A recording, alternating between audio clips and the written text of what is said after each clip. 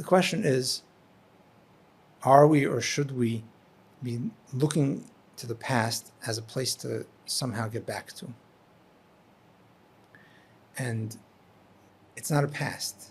When the Rebbe speaks, the words of the Alter Rebbe, it's the Alter Rebbe now. This is the Alter Rebbe in 2024 or 1950. It's making that past present. Welcome to Homesick for Lubavitch, a podcast where we explore Lubavitch identity in the year 2024. My name is Bentzi, and I will be your host. Let's begin.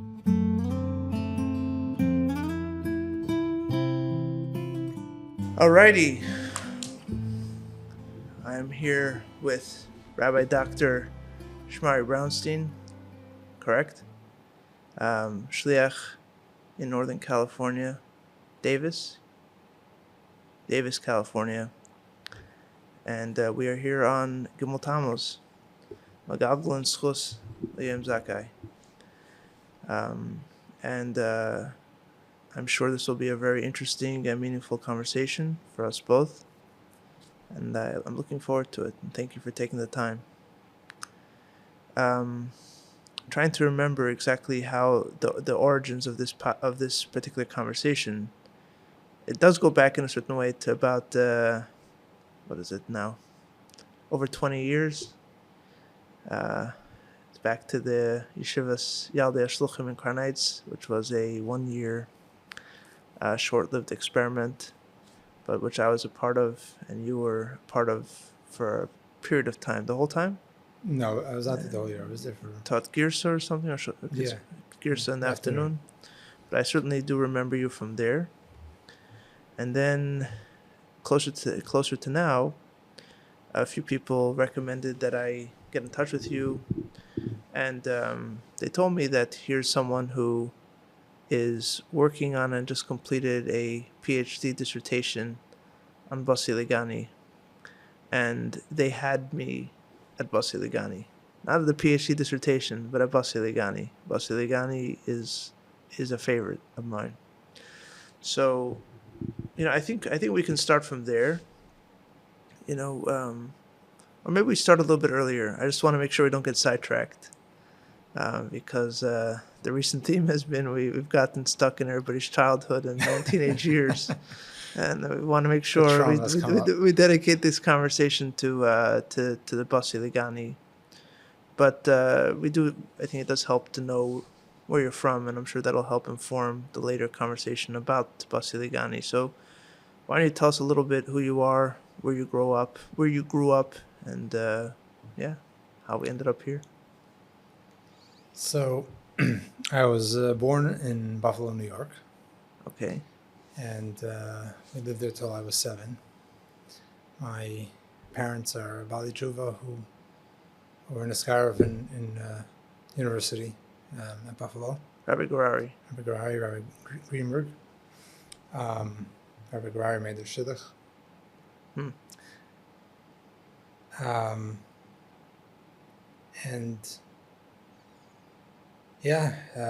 I was 7 years old, there was whatever. There was a chinuch, there wasn't parnasa. Right. They were looking elsewhere, and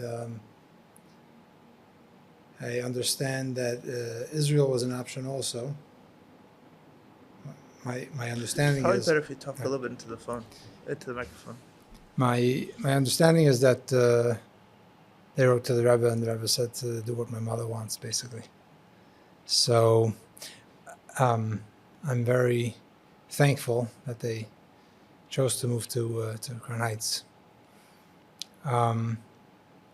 So from that point forward, through the elementary school years, I was in Lubavitch Yeshiva, growing up, with the rallies and the... So which year was this that you moved to Crown Heights? We moved to Crown Heights just before Lag BaOmer Tafshin Mem Gimel, 1983. So a couple years into Tzivos Hashem, basically. Yeah. My first, And you said 7, 8 years old. I was 7. Yeah. Okay. My first memory with a date of being with the Rebbe was Lag BaOmer of that year. Tashmim Gimel. Yeah.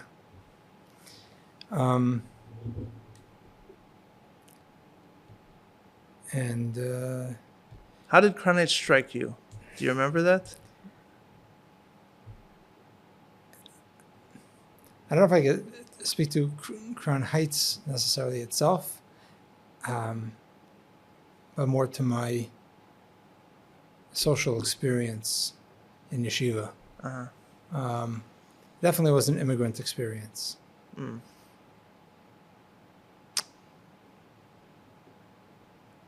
In a certain sense, I think it wasn't probably till high school, Mesivta, that I felt completely integrated.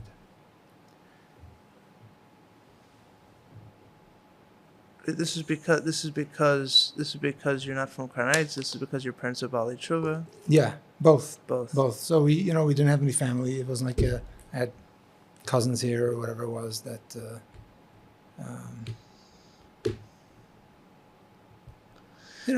I mean, I guess the question I would ask about Crown Heights. I mean, in a way, what's the point of finding out what a place was like 40 years ago? But I think the pertinent question, or at least the interesting question for me is, there's, when we look back at Crown Heights, it always is dominated, rightfully so, by the Rebbe's presence. So, just now, for example, I asked you when you moved to Crown Heights. Right away, we went to Lag BaOmer Tashmim Gimel because that's the moment you remember the Rebbe. But obviously, when you moved to Crown Heights, the first thing that you did, I imagine, was unpack your boxes, Right. and probably find some of your toys that you had brought from Buffalo, and wander the streets or go for pizza with your family because you just moved in. Yeah, You know what I'm saying? Like, that's what happened first. But because we collapse history into moments, it becomes dominated. So what was Crown Heights like? Or was it completely dominated by the going-ons in 770? I don't think it would be right to say that, I just can talk from my perspective as a little kid.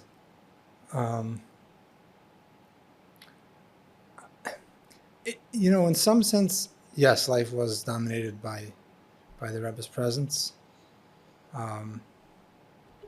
Like the buzz, the talk, what you spoke about the Shabbos table, whatever, invariably had to do with what the Rebbe had said most recently, or the issues, the blow up with Satmar was right around then, when Daled, Gimel Daled,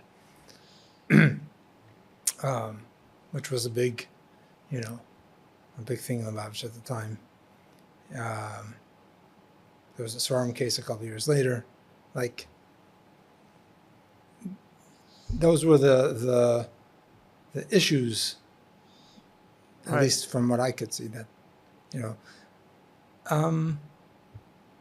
but for me, for the most part, most of my time was taken up with school, going to school. Right.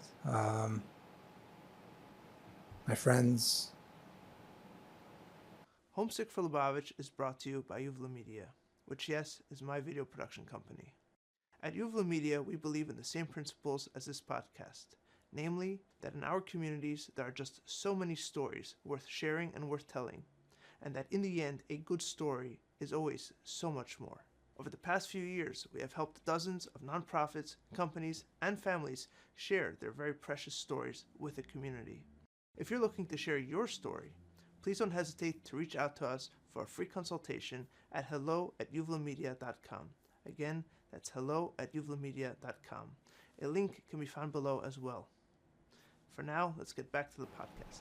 Right, because earlier off camera you were telling me that this kind of follows a theme from a recent conversation, that at some point you also decided Peretz Chain had discussed, you also decided in the heyday of Nun Aleph or Tafshinun Nun Aleph, you decided to leave Crown Heights. Right. So obviously there is a bit of a there's two things going on here. There's Crown Heights and then there's the Rebbe's court, I imagine. I mean, tell that story. Yeah. What drove you to leave? What drove you to leave Crown Heights? Yeah, don't think I saw it really as leaving Crown Heights. It was leaving yeshiva. I mean, leaving Lubavitch yeshiva where I had been going until then, and it was leaving home. Oh, you wanted to leave home. You wanted to be your own person. Yeah, it was a way of spreading my wings. And you decided to go to Brunoy. Yeah, my friend was going, and so there were a few people going to Brunoy at the time. Yeah, I actually had several classmates that ended up there. Yeah. In Tafshinun Aleph. Yeah. And what was that like, getting to Brunoy in Tafshinun Aleph? So you asked in the context of, the way that the Rebbe was talking about Mashiach, but actually I think in my mind what I was giving up most was that, and this might also go a little bit to the kind of coming in as an outsider, that what I wanted was a good place at Fabrengen. In 770? In 770. Meaning not in the bleachers. How old were you at this time? So I was 14. Right. And at that age already people had their places? I started going to Fabrengen, I think, regularly, like every week.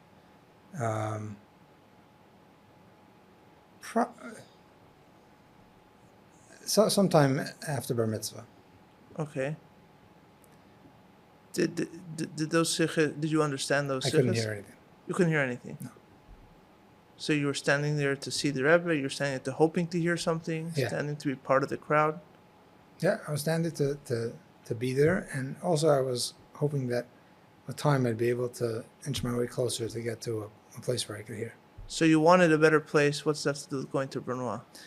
Going to Reban meant that any kind of makom kavua that I might get for myself, I had a shtickle place. I couldn't hear anything yet, but I could see reasonably well, and whatever. The reason you couldn't hear is because there was no microphone, right? There was no microphone. You could hear the air conditioning. Yeah, it was too far. The one thing that I could hear was when the Rebbe started the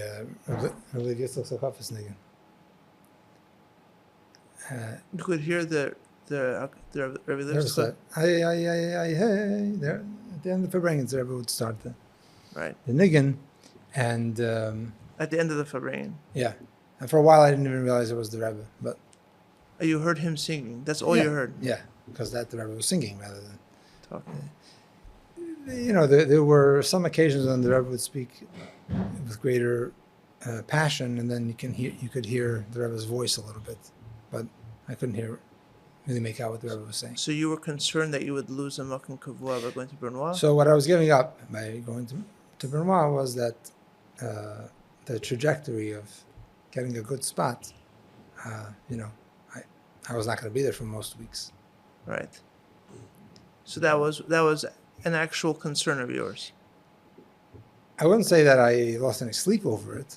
Right. But it was an internal understanding that was a cost. Yeah, that was something I was giving up. And nevertheless, you chose to go to Brunoy. Yeah, I mean, I wasn't, planning to stay in Brunoy forever. I was going there because Brunoy was like, the top place to go. It was. Yeah, I mean, I don't know if it was the top place to go, but it certainly, it was up there. So it was a thing for Bochum and Crown Heights to pick themselves up and go to Brunoy. There were those that went. I wouldn't say it was a thing for Bochum to go. There was, but it was known that. I'm just trying to understand. I'm not so much trying to understand exactly what you were thinking as a 14-year-old or whatever it was. I'm trying to understand how does that jibe with the narrative that in those days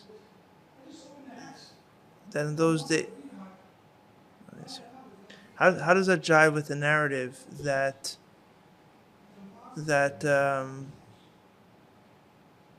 like everybody wanted to be around the Rebbe, everybody wanted to be there. How does that go together? The reality was that you weren't around the Rebbe all the time. Right. Most of the time you were in yeshiva or at home or visiting your relatives or whatever it is that you're doing, going to camp. For the most part, I mean, there were, by that time already, the Rebbe was giving sichas quite regularly. But usually... Giving out contrasim. That started in earnest really after I left. So I got I think three... I think I got three chalukas of the Rebbe. And most of the stuff from the Alpha base I didn't get, 4 maybe. Is that something you regret in hindsight? No. I mean, it would have been nice to have all those contrasim, but I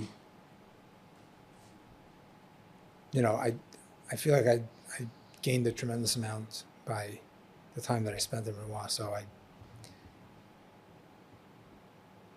in a sense, perhaps would not have appreciated in the same way what I had I not gone.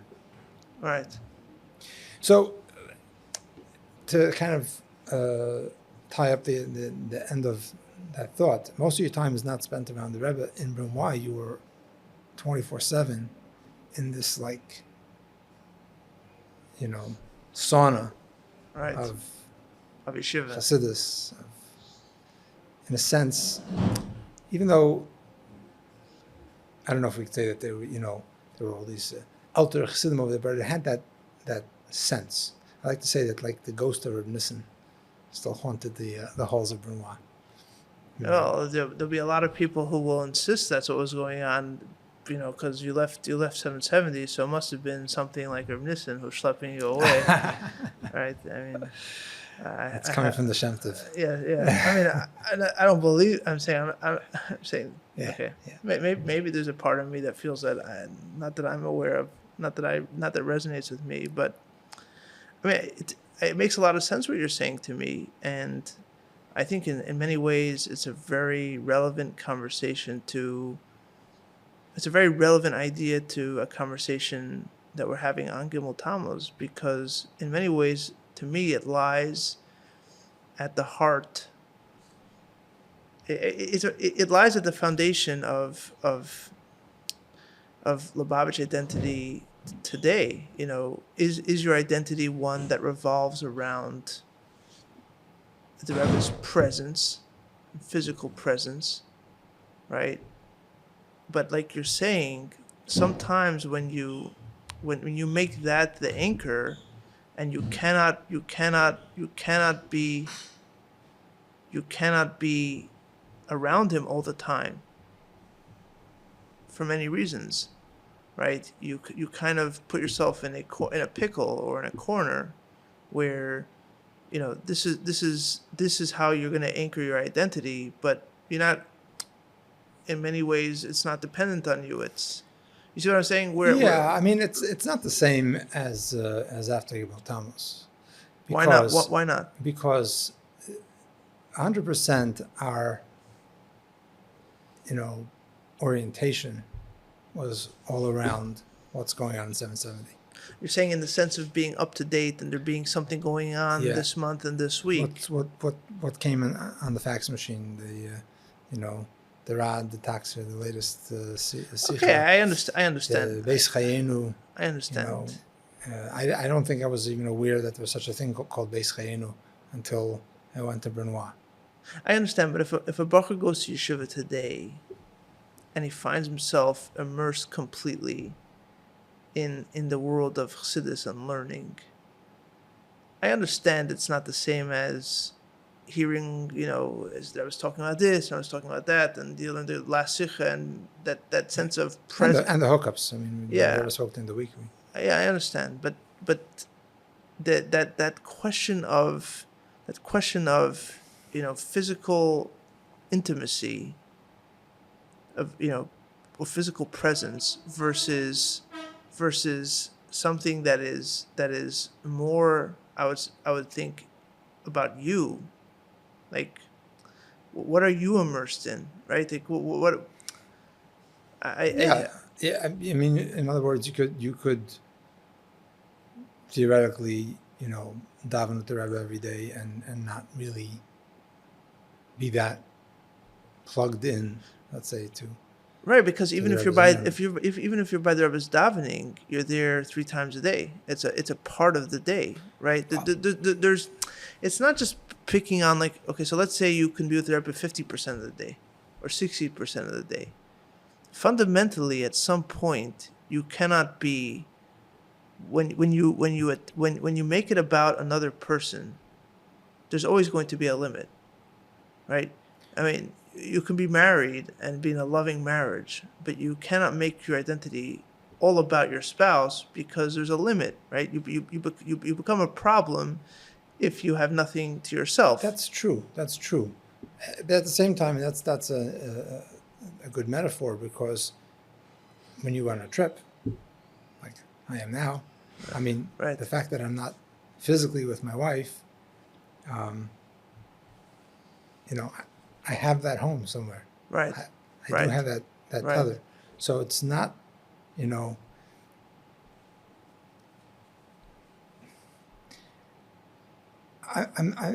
not sure that the physical presence. Put it this way: somebody that was around 770, like all the time, was basically looked at as a lediger. You have nothing else to do. Really? Is that how people saw it? For the most part, There's a lot of people hanging around 770 every time Deborah walks out, and every time. I mean, there were the Bachrim, obviously, who were learning, Right. or supposed to be learning.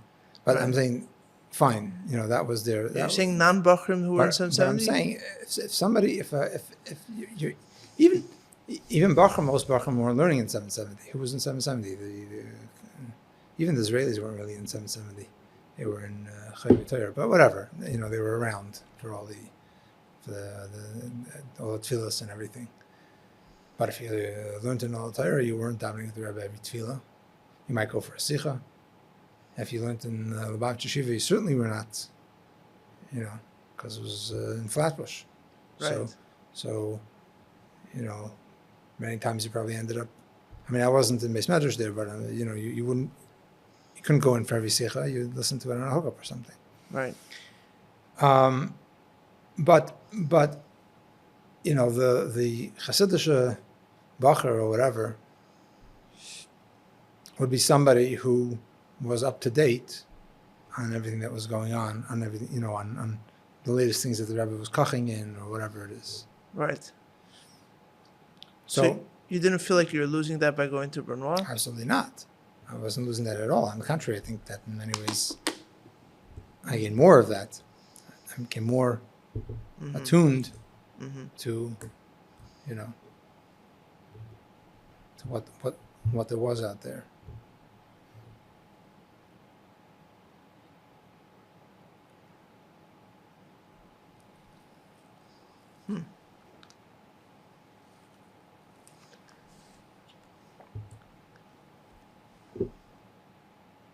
And possibly, when I would come back for Pesach or Tishrei, it was like, and now's the time to be fully immersed. I mean, Shechina and Masker, I wasn't, it's not like when I came back for Yom Tov, I made sure to be by every davening or whatever it was. I'm a human being. I slept in sometimes. Right. But it was like, now we get to be Bacher. be there, to watch, to notice the small tenuas. Describe that a little bit. What exactly at the time was it? What did you think you were accomplishing by? I mean, if I'm gonna be honest, I don't understand. Not that I don't. I mean, I simply just don't understand what people thought they were doing. Like, if you pick up what? If you pick up a knetch, if you pick up, what are you picking up? The Rebbe's davening, he's looking at a siddur, he's davening. What are you picking up precisely? Like, what did you think you were accomplishing by being there? And I don't mean this in any kind of cynical, snarky way. I simply don't understand it. The Rebbe is, the closest thing to God. Okay. The Tzaddik Yesod Olam. Right. And every movement of his is meaningful and is connected to something in Olam Hasayonu. Mm-hmm. There's, all kinds of stories about a little tenua of the Rebbe that somehow had these cosmic effects. Right. But you're not understanding that at all. No. But you want to at least be aware. And I think just in general there was a fascination with the Rebbe and any tidbit about him. For example, the Rebbe would wear his shoes. I'm not sure if it was both shoes, but at least one shoe where the back was bent down. Right. And he kind of wore it like a slipper. Right. And he wore very thin socks. We used to Right. call them kosher socks. Because the people that had to copy the Rebbe and all of the externals would make sure to have those kind of socks. Kosher socks. Which again was something of a jab, right? If you're a primi, then you're learning the Chassidus, and if you're There was that talk back in the time. If you're a chitzin, then you have to make sure that your hat is pinched in the right way, and you're so those bachrim were mocked, or it kind of jabbed at in those times. Yeah. Interesting. Okay. And sometimes the socks would kind of slip down.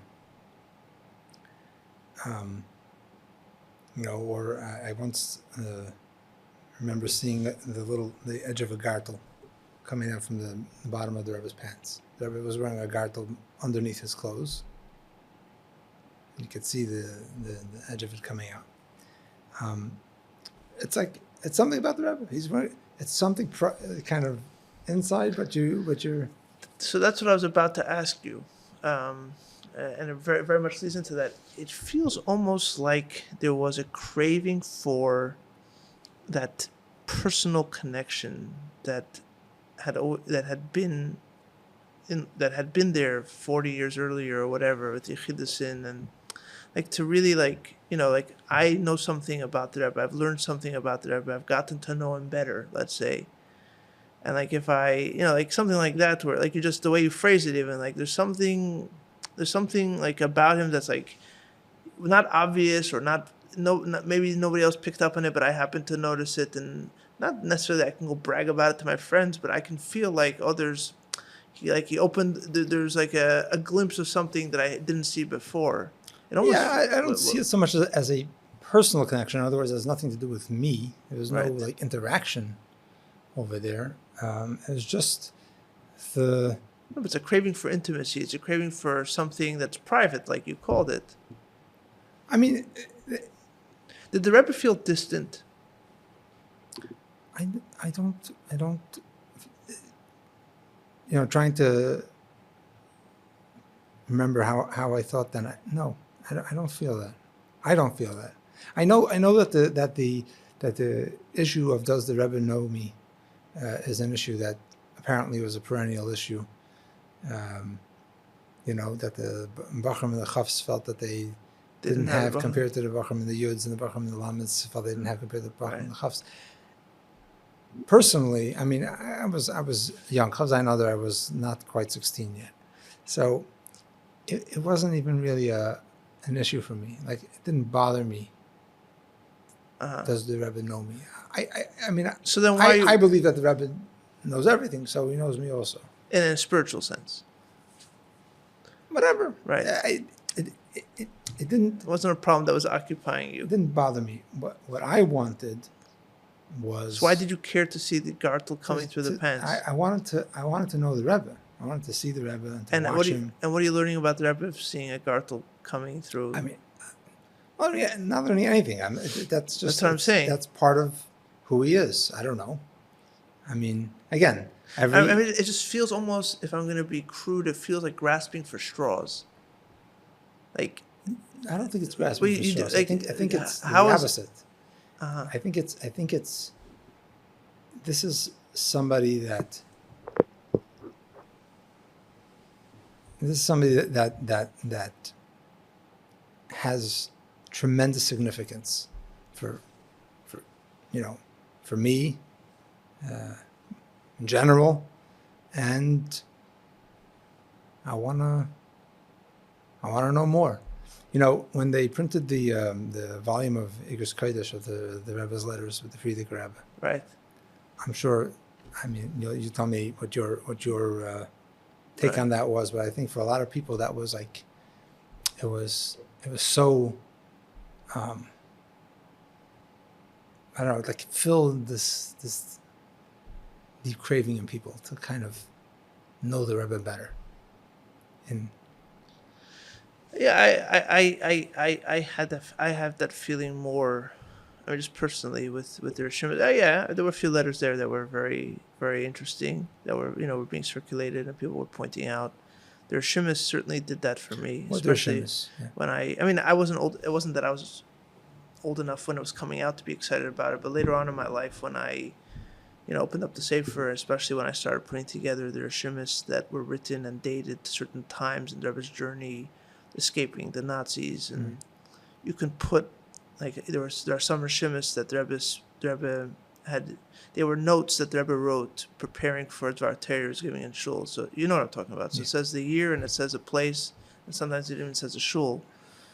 And when you put the history together with the notes, and that's going to lead us very well into the Bosi Lgani that we're going to talk about. Yeah, there was like, okay, here is a person facing this in the world around him. I don't really know what it's like to live in that kind of time. I don't know what he's thinking, obviously, but it brings you into a space where, okay, there's a new angle. There's a glimpse of something that you haven't seen before, and you never know what glimpse is going to, or what new angle is going to actually change something for you. Yeah, so I guess I understand that, but it almost feels to me like that's like a window that's thrown open, like a private letter that's published posthumously, right, or Rishimis, where the Rebbe wrote this for himself or wrote it privately to the Frierdiker Rebbe, and it's obviously a very open, a very private and personal thing that's for whatever reason decided to be published. Yeah, you're going to learn a lot from that. But how the Rebbe is wearing his socks, and I know it could sound like I'm being cynical. I'm not being cynical. This is what happened. This is how people were. I assume that a lot of those people were intelligent people. I assume that you're an intelligent person, right? Like you're sitting there and like you spent a half hour yet again. You're pushing together with a lot of bakrim, right? It's a very uncomfortable kind of half hour, and what do you get out of it? You saw something about the Rebbe's socks. Well, I don't think that's fair. You daven to the Rebbe and you watch the Rebbe daven. Okay. But beyond that, I mean, for me, and I think for many people, there was just a fascination with watching the Rebbe. It's like, and I think at least in part that was because the Rebbe is this cosmic figure, where what he does affects the whole world. It affects the heavens. It's like, you may not understand it, but you want to at least be in his presence and watch somebody, have that effect. And maybe you'll find out what it means, and maybe not. But basically, you're saying you're seeing something here that you cannot see anywhere else. right? There's something tremendously unique and I don't know the words historic, but I don't know if you're thinking in those terms, but tremendously unique taking place here. Yeah, I think historic is a good word. I mean, I wouldn't say that I necessarily thought Those terms, right? in those terms, but I think that does give some explanation of what the fascination was.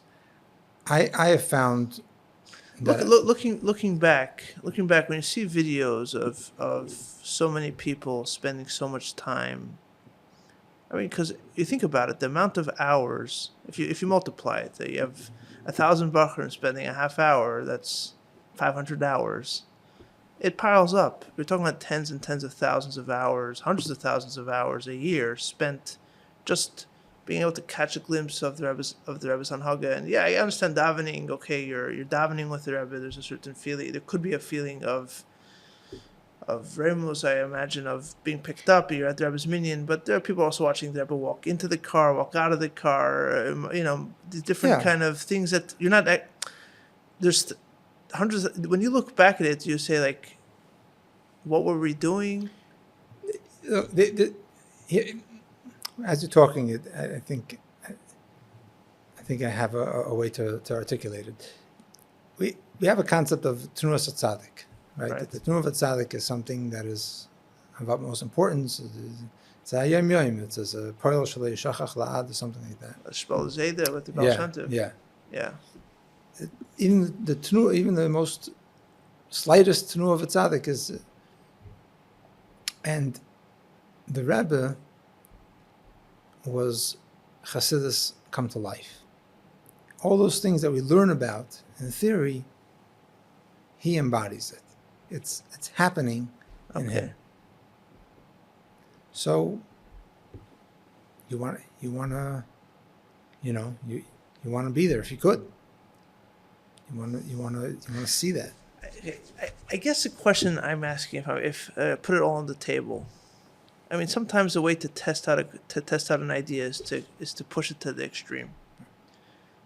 So let's say you have a choice, because you have a certain amount of time, and if you're doing one thing, you're here, you're not there, you're there, you're not here, right? So you have a block of time. You could watch what the Rebbe is doing, or you could, let's say, learn Chassidus, right? And by learning Chassidus, I don't mean learning Chassidus to be better than the other guys. Learn Chassidus like Aliba de Nafshe, because you're trying to understand it better, right? Not trying to be holier than the people who aren't doing it, just learning it. And you're trying to understand it and trying to internalize it. Now, let's say in an extreme case, okay, so the regular case would be you learn Chassidus part of the day for a few hours a day. Then when the Rebbe is walking out of 770, you spend that time watching the Rebbe. You have a mix, but let's push it to the extreme, where you're only learning Chassidus or you're only watching the Rebbe, right? Yeah. If you're only learning Chassidus, which option do you think, what you see what I'm saying, when you're only watching the Rebbe, when you push it to the extreme, what are you getting out of it? Right, but I think that's it's an unfair. Well, it's unrealistic.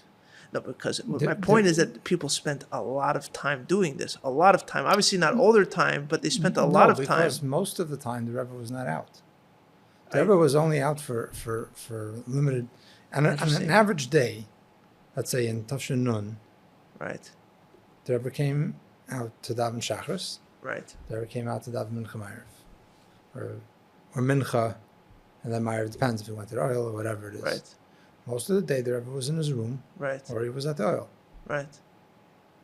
So you weren't seeing the Rebbe all the time. It was, if the Rebbe spoke a Sicha, a little longer. If the Rebbe gave dollars, a little longer. Right.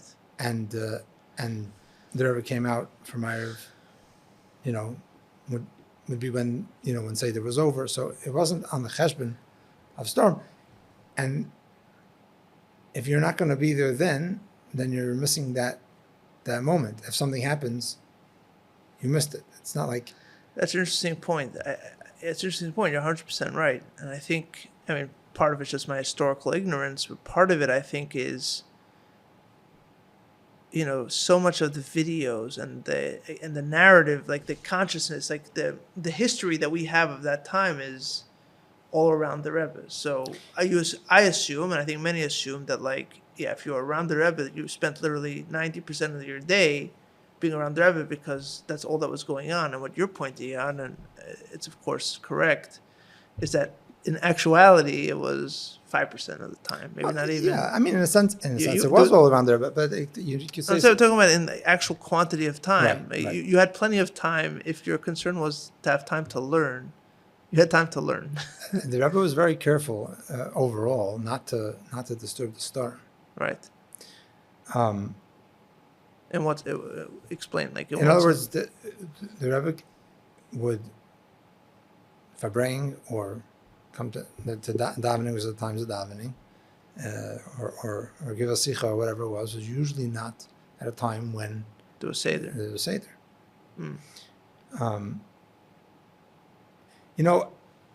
It's like Judaism in general. You could look at Judaism as something that's all encompassing in my life. Right. But if I look at my day, how much of my day is spent eating and, looking at my phone and looking at my bills, whatever. How immersed am I at that moment in Elokus? I'd like to think that the like Binyamin Kletzker, in Lubavitch, but my Elta say that I got a flex over there. Okay. That's because you're Gaza, Yeah, Apparently, he was very, very, very, very wealthy, but when you put Einin Muvade on your accounts, there's no Yerusha. Yeah, but. So you're pointing out that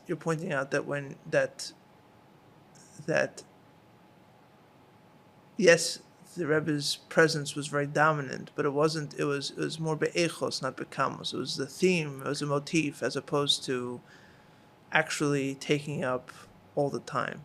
Yeah, for sure. Look, if you were. It makes a lot. It's a simple point. It's an obvious point. I think, to me, the interesting thing about it is, I'm not trying to justify a historical mistake that I'm making, but I think it is correct to also observe that when people tell the history of that time, usually it's not told this way. It's usually told that everything was around, like all we spent, and I. So what's the difference? I think the difference is that.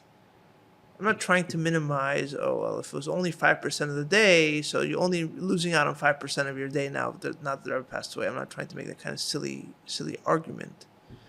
But what I am saying is that it was still necessary in those days to fill up the rest of your time, right? The Rebbe wasn't going to do it for you. In your case, you went to Brunoy, because for all the tefillas and all the the weekly farbringing and whatever else was going on, you, for whatever reason, felt there was something lacking in the rest of the time, right? It was always incumbent on somebody who took anything seriously to fill up his time, and right.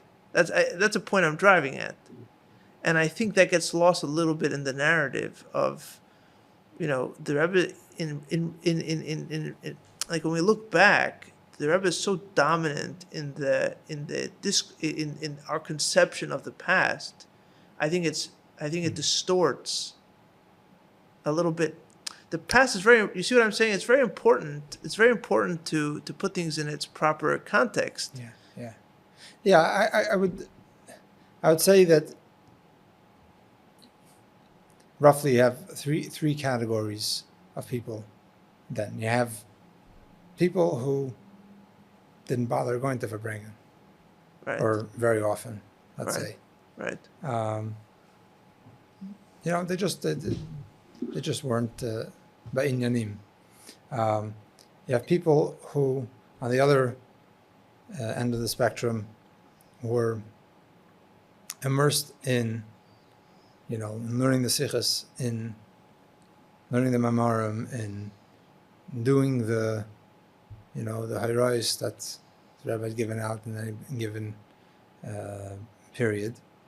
And then you had the people who made sure to always be there, but didn't really,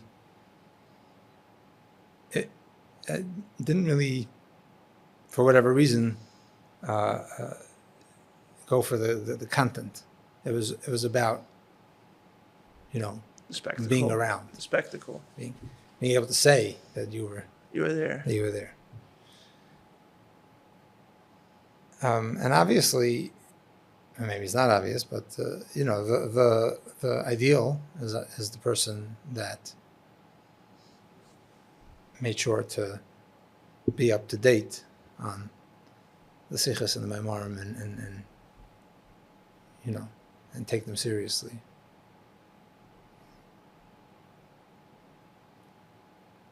And then to do that, maybe you need to go to Brunoy or Israel or wherever. Right. Yeah. The other thing is, and maybe this is a better way of saying something I was trying to say before, the kind of mashpiyim or,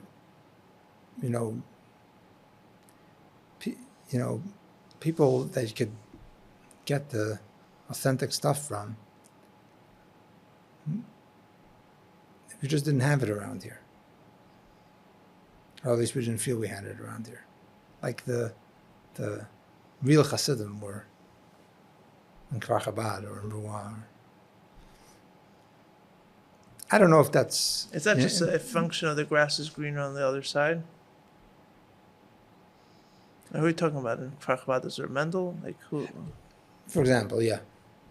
So, Mendel will come for Tishrei, but he wasn't generally... If you were in New York, you weren't going to hear from him. But if you were in Chabad, you weren't like Rabbi in Crown Heights? Okay, so you had Rabbi, but no, I'm just saying, is it not just a function of the grass is greener on the other side? By and large, I think to some extent. Who was Mashpia in Brunoy at the time? Honestly, like I said, I mean, it was the ghost of Reb Nissen. It wasn't. It had that kind of that image of being Reb Nissen's yeshiva. And in other words, the ethos was, in many ways, was set by Reb Nissen, even though he wasn't, he wasn't physically there. But his son, sure, Itche, I believe still runs it, and not that he was, the truth is in Brunoy, I can't think of particular mashpia, but I think another thing is that, for example, the idea of davening is something that you didn't really have in 770. The Hasidim who davened lived in other places, because in 770 you couldn't daven. Why not? It was Verbringen. There was just too much going on in general, and Shabbos included. When you were going to daven, 1:30 was Verbringen. Right. So how long could you daven? Right. So who were the Chassidim that davened back then? Who are the names? In Crown Heights? No, in general. No, as I'm saying, if there were Chassidim who davened, they were living somewhere else. The Dugma. In Beryl Mashkin in Montreal. Echeneminov spent time davening. I don't think he davens like his father, but But right. There was an idea of sitting and davening for a few hours on Shabbos. The idea of somebody sitting and davening for a while after, into the afternoon, you weren't going to get in Crown Heights, really. I have no memory of anybody doing that. After Chav Zayin Adar, I think you started to see some people davening. Really? Because there's no Verbringen. Wow. What an interesting. Yeah. I mean, it makes sense, but wow, that's so interesting. I couldn't tell you names, but you can start seeing Bachrim or Yungalite, whatever. That. I mean, it makes so much sense, right? It makes so much sense that like, what else are they gonna do on Shabbos afternoon? In a sense, right? That's that's what you do in Lubavitch. Right. In the olden days, the Rebbeim would say a maamorim Friday night, and Shabbos, you daven. I mean, if you're going back to Lubavitch, in general, I mean, if you go all the way back to the beginning, there was always this understanding that you come to the Rebbe once every few years. Yeah. Because in many ways, we're kind of dancing around a very simple issue here. There's always going to be a contradiction between being in the Rebbe's presence and then building your own, not your own self, like ego, but building your own esukech sanefesh, building your own mahos. Mm-hmm. By definition, right? If a person's, like, said in Chassidus many times, a Talmud b'fnei Rabbi has to be bottled, have to be an empty vessel. Yeah. Like, you don't sit at Fabrengen thinking about what this means for you. Yeah. You sit by Fabrengen listening, trying to listen to what the Rebbe is saying. You sit at Fabrengen trying to listen to a maamorim. Just accept. Now's not the time for cheshbonos. Right.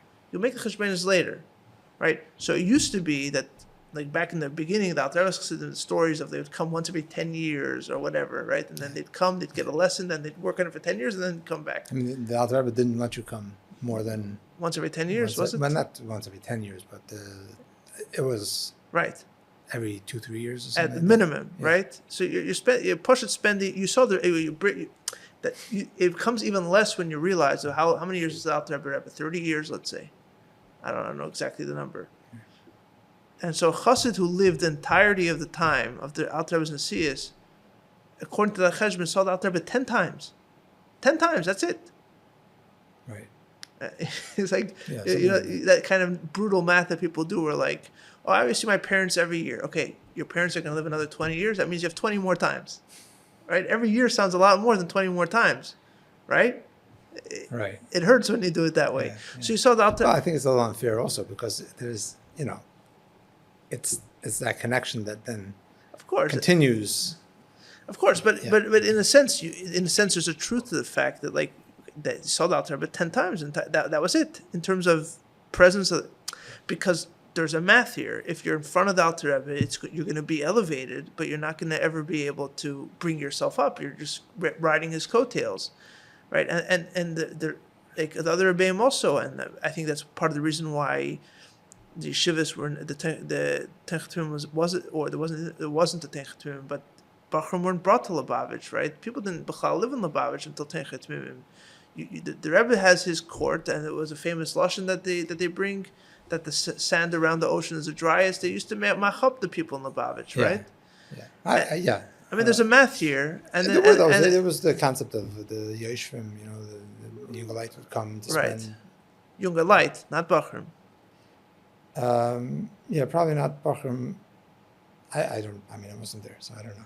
But from what I understand, that was a whole ufta of Tenchetumim, right? That the Bachrim. There may have been some Bachrim there also, but I don't know. Not as a system. The whole thing was systematic, but yeah, Tenchetumim was definitely a. And even in Tenchetumim, how much did they see the Rebbe Rashab? It was not every week. I mean, there was a time, I guess, when he said the maamorim every week, but it was not every day, certainly. And there was. By the way, even in Tenchetumim, there were branches. Right. So not all the Bachrim were in Lubavitch. Yeah. Right. So I'm saying there's a math here where it's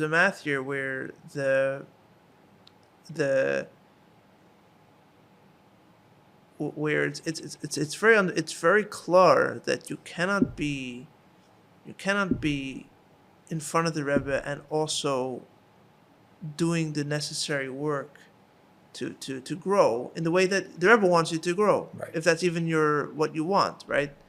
And then here, for whatever reason, it basically we try to break the physics of that, right? Where you're going to be by the Rebbe and also try to do both at the same time. Like what's art and minamida, like you're going to, and what you're basically saying is that at some point there's a limit, right? You cannot be in 770 for bringing at 1:30.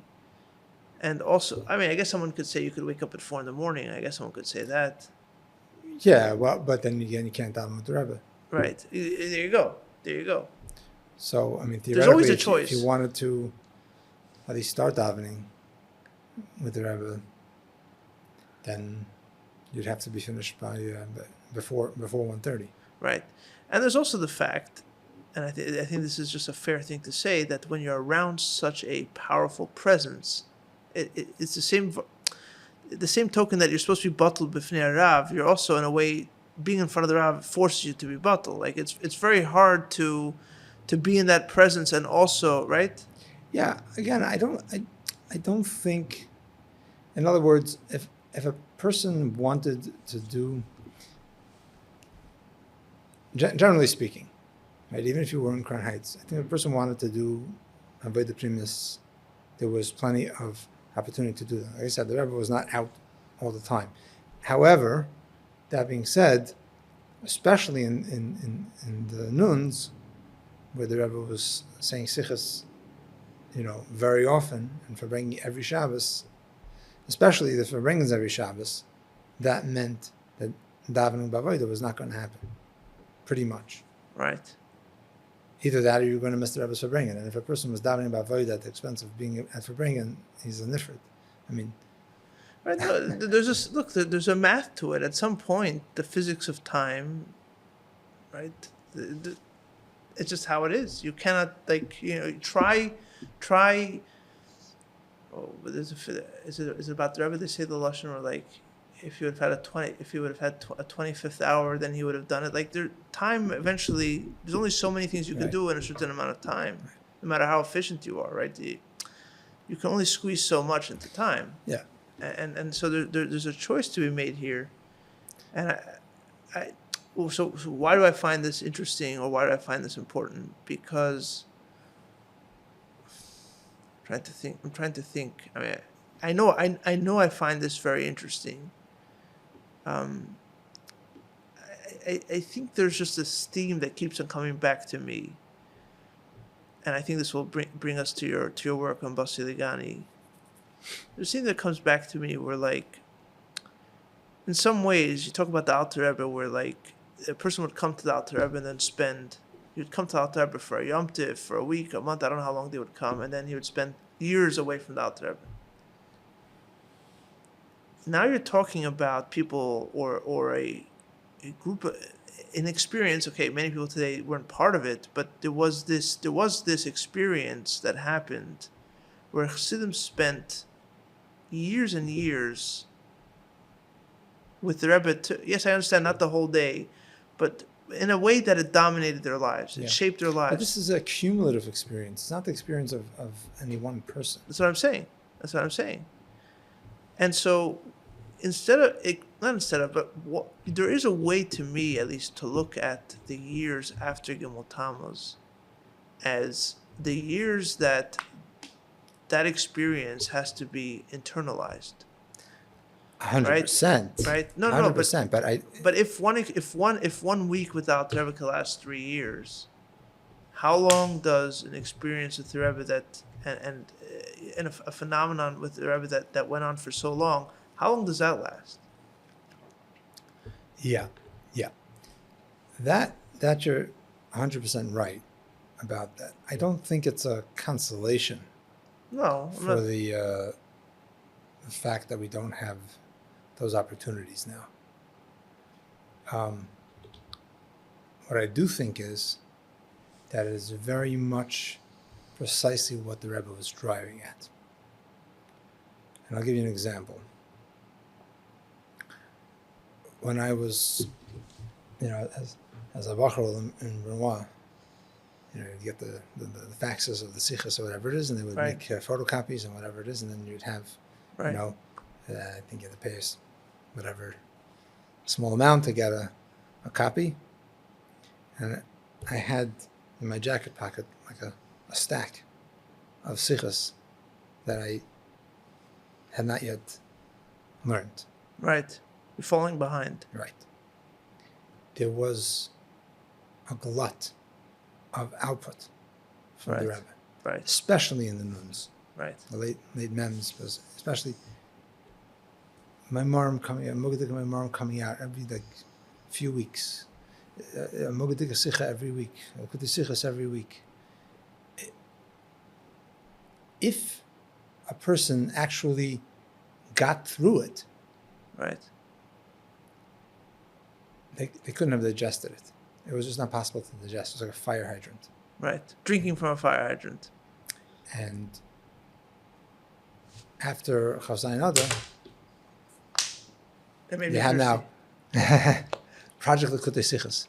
Project Likutei Sichos was inconceivable. After Chavzayin did. No, I'm saying nowadays. Right now, this is a concept called Project Likutei Sichos, which is to learn through the entire corpus of Likutei Sichos. You can't do that when There they're was adding, no- when they're exactly. adding a new volume every 2 years, right? There's a new Sich every week. You're saying the Sefer HaSichos. No. Likutei Likutei Sichos and Sefer Sichos, HaSichos. yeah. Right? It was all you could do just to keep up with Constantly falling what behind. came out this week. Right, you're falling behind. Right. You're always falling behind. Imagine- Well, that's a problem. That's a problem. I mean, it's something that I've spoken or we've spoken about on the podcast, me and some of the guests, where the idea of Arba'im Shanim Adikoyim Adayta Rabbi, like the foundational physics of a Rebbe and a Talmud, even that much is about a Rebbe and Talmud. Forget about a Rebbe and Chassid, which is a whole other level to it, right?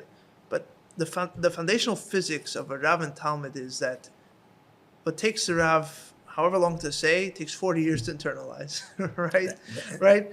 And here, there was talking, and so each time there was talking, you're falling behind by 40 years, right? There's a 40-year lag, and that keeps on accumulating. So by the time you spent a year of the Rebbe talking, I don't know, what are you, 1,000 years behind, something like that, in a certain sense, right? I'm obviously being a little bit extreme here, but in a certain sense, you've fallen behind 1,000 years. So, like, there's a lag here that's fundamental, and yeah, it makes a lot of sense what you're saying. Yeah. And so, after Chavzayin Adar, especially after Yom Tammuz, for better or for worse, this is the time to actually relearn all of those things and actually think about it and actually internalize it and Right. actually figure out what the Rebbe was saying, Right. which I think we are only beginning to do that now, 30 years afterwards. Right. Yeah, it's so interesting. Obviously in my work, this is a hobby. Although I am realizing more and more that it's very important work that I'm privileged to do, but it doesn't pay the bills. So, what I do for work is I make films. And recently I was making a film for a good friend of mine and a previous HFL guest, Shmary Brownstein, for his organization called Chabad.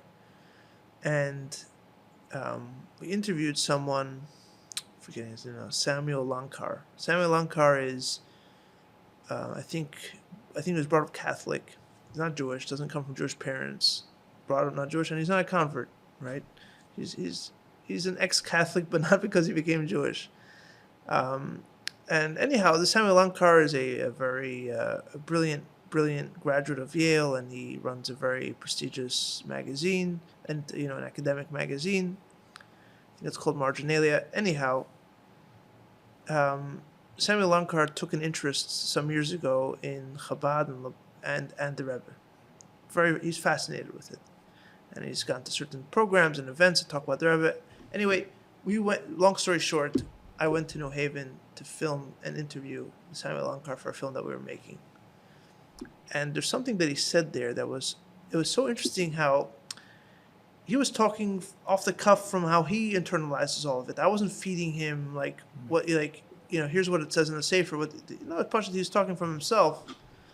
And I asked him about, the kind of the enduring legacy of the Rebbe, right? Like, and what does he think about Lubavitch, Chabad, 30 years after Rebbe's passing? And he said a bunch of fascinating things, especially the way it came from him and the way he phrased it was so fascinating, and how so much of it was so similar to the language of Istalkos and Yatimi B'Chayoy and all these ideas. The way he phrased it was so similar, even though I don't think he'd ever seen those texts. But he said a line that to me was just stunning. He said, look, the Rebbe was a genius. He saw things that people didn't see. He said 30 years is a blink of an eye in terms of trying to understand what the Rebbe was saying. We haven't even begun to unpack it. You see, is 30 years too much time, or is it a blink of the eye? Yeah. And it's not like we've been trying to understand for 30 years. I think we're only beginning to realize that we have to, yes, understand in a whole new light. Right. Yeah. I mean, I think it's true for me personally, but I think it's true for a lot of people that at least for the first 10 years after Gimel Tammuz, we were still thinking the same way. Trying to keep up.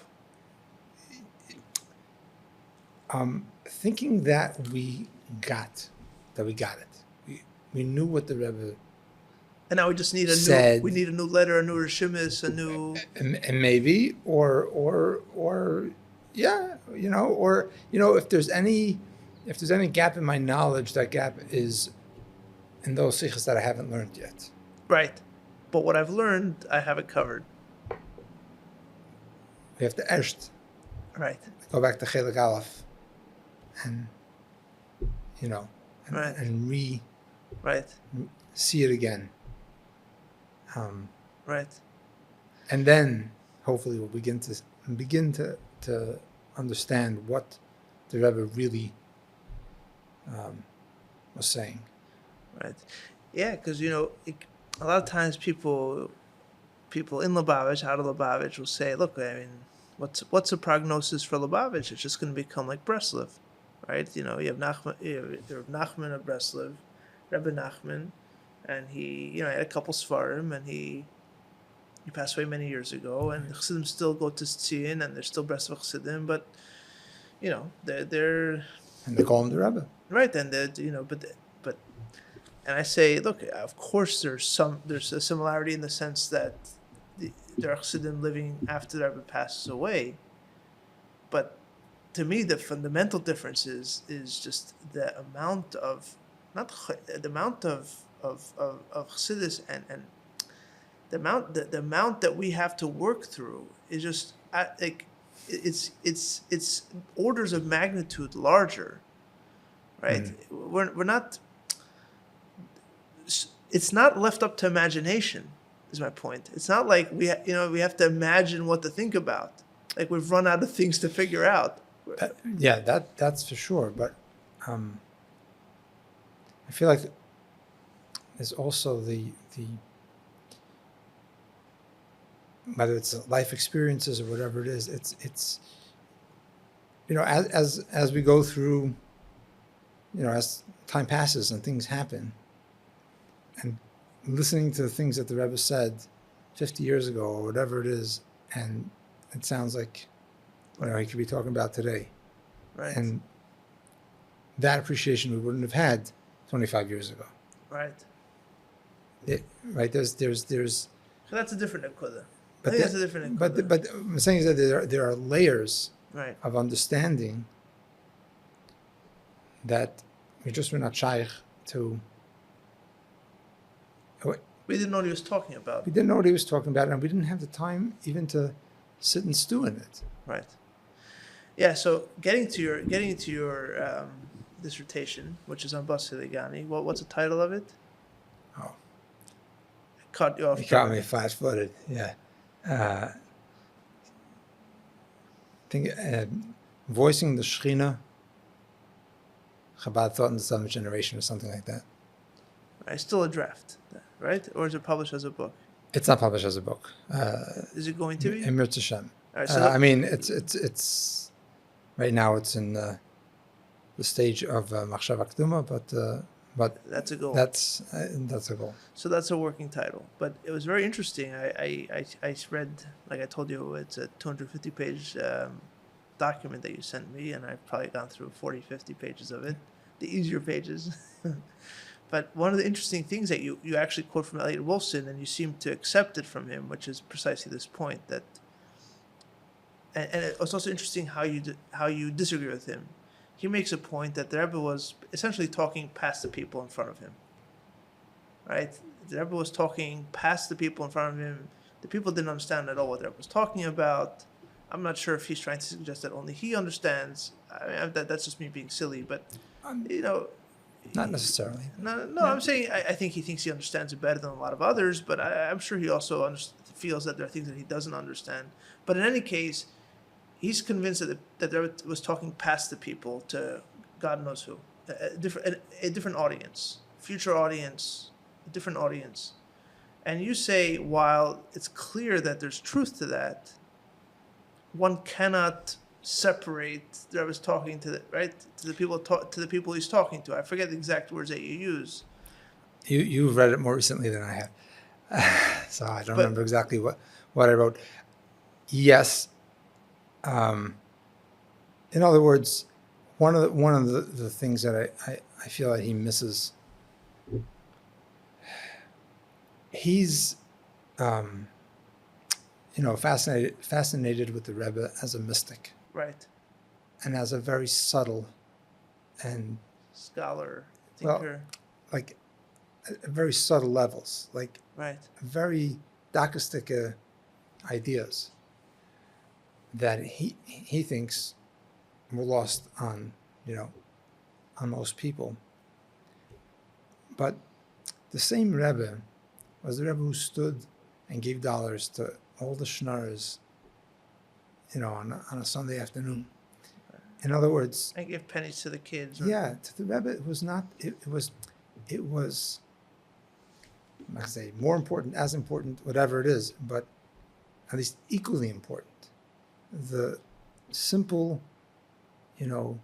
making the day of a schlepper a bit brighter was something very meaningful to the Rebbe that I don't feel that Wolfson appreciates. Now, I haven't spoken to him about this personally, but I since then I've come to think that even his take is off, because I find that there are a lot of people who are thinking about what the Rebbe said, who are people that you may have interviewed, right? Who have unique takes on things that the Rebbe said, right? Or others, that are out there. Certainly, there are many people who are not scholars. They're not intellectuals, and they're not they're not thinking at those levels, and right. They're more taken by the Rebbe saying, put a tzaka pushka and a chitas in every kid's room or whatever it is. I'm not, I'm not maching that up. But there are certainly, particularly, I'm saying in Chabad, a lot of people that think about what the Rebbe says, that apply it, that turn it over in their minds, that have unique takes on it.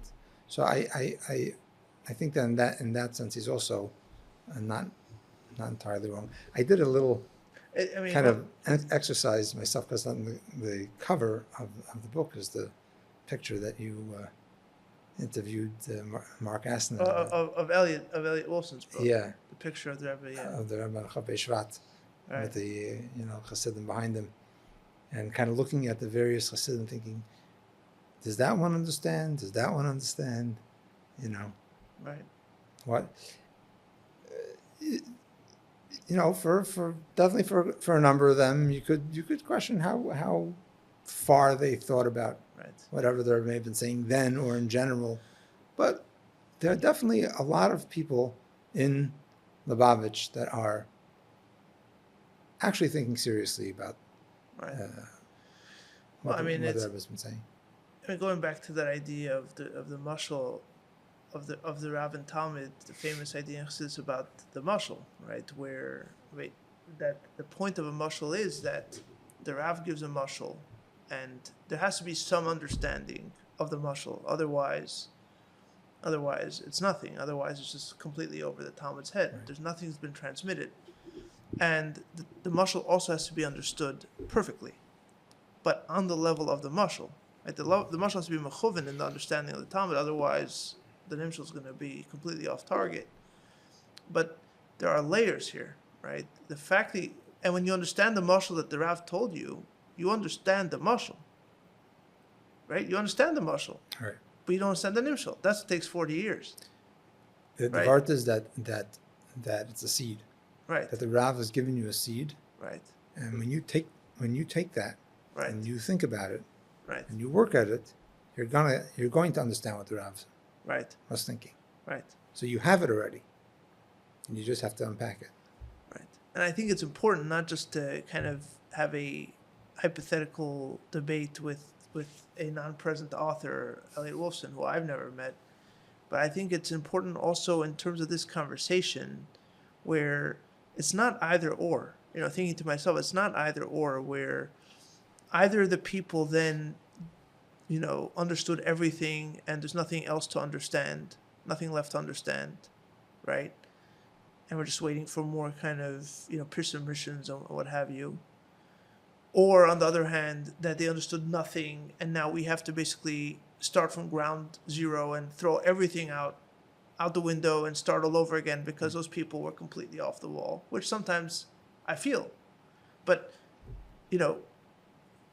when you think about it, it's like, no. There was an understanding there that was correct. There was some understanding of something, Right.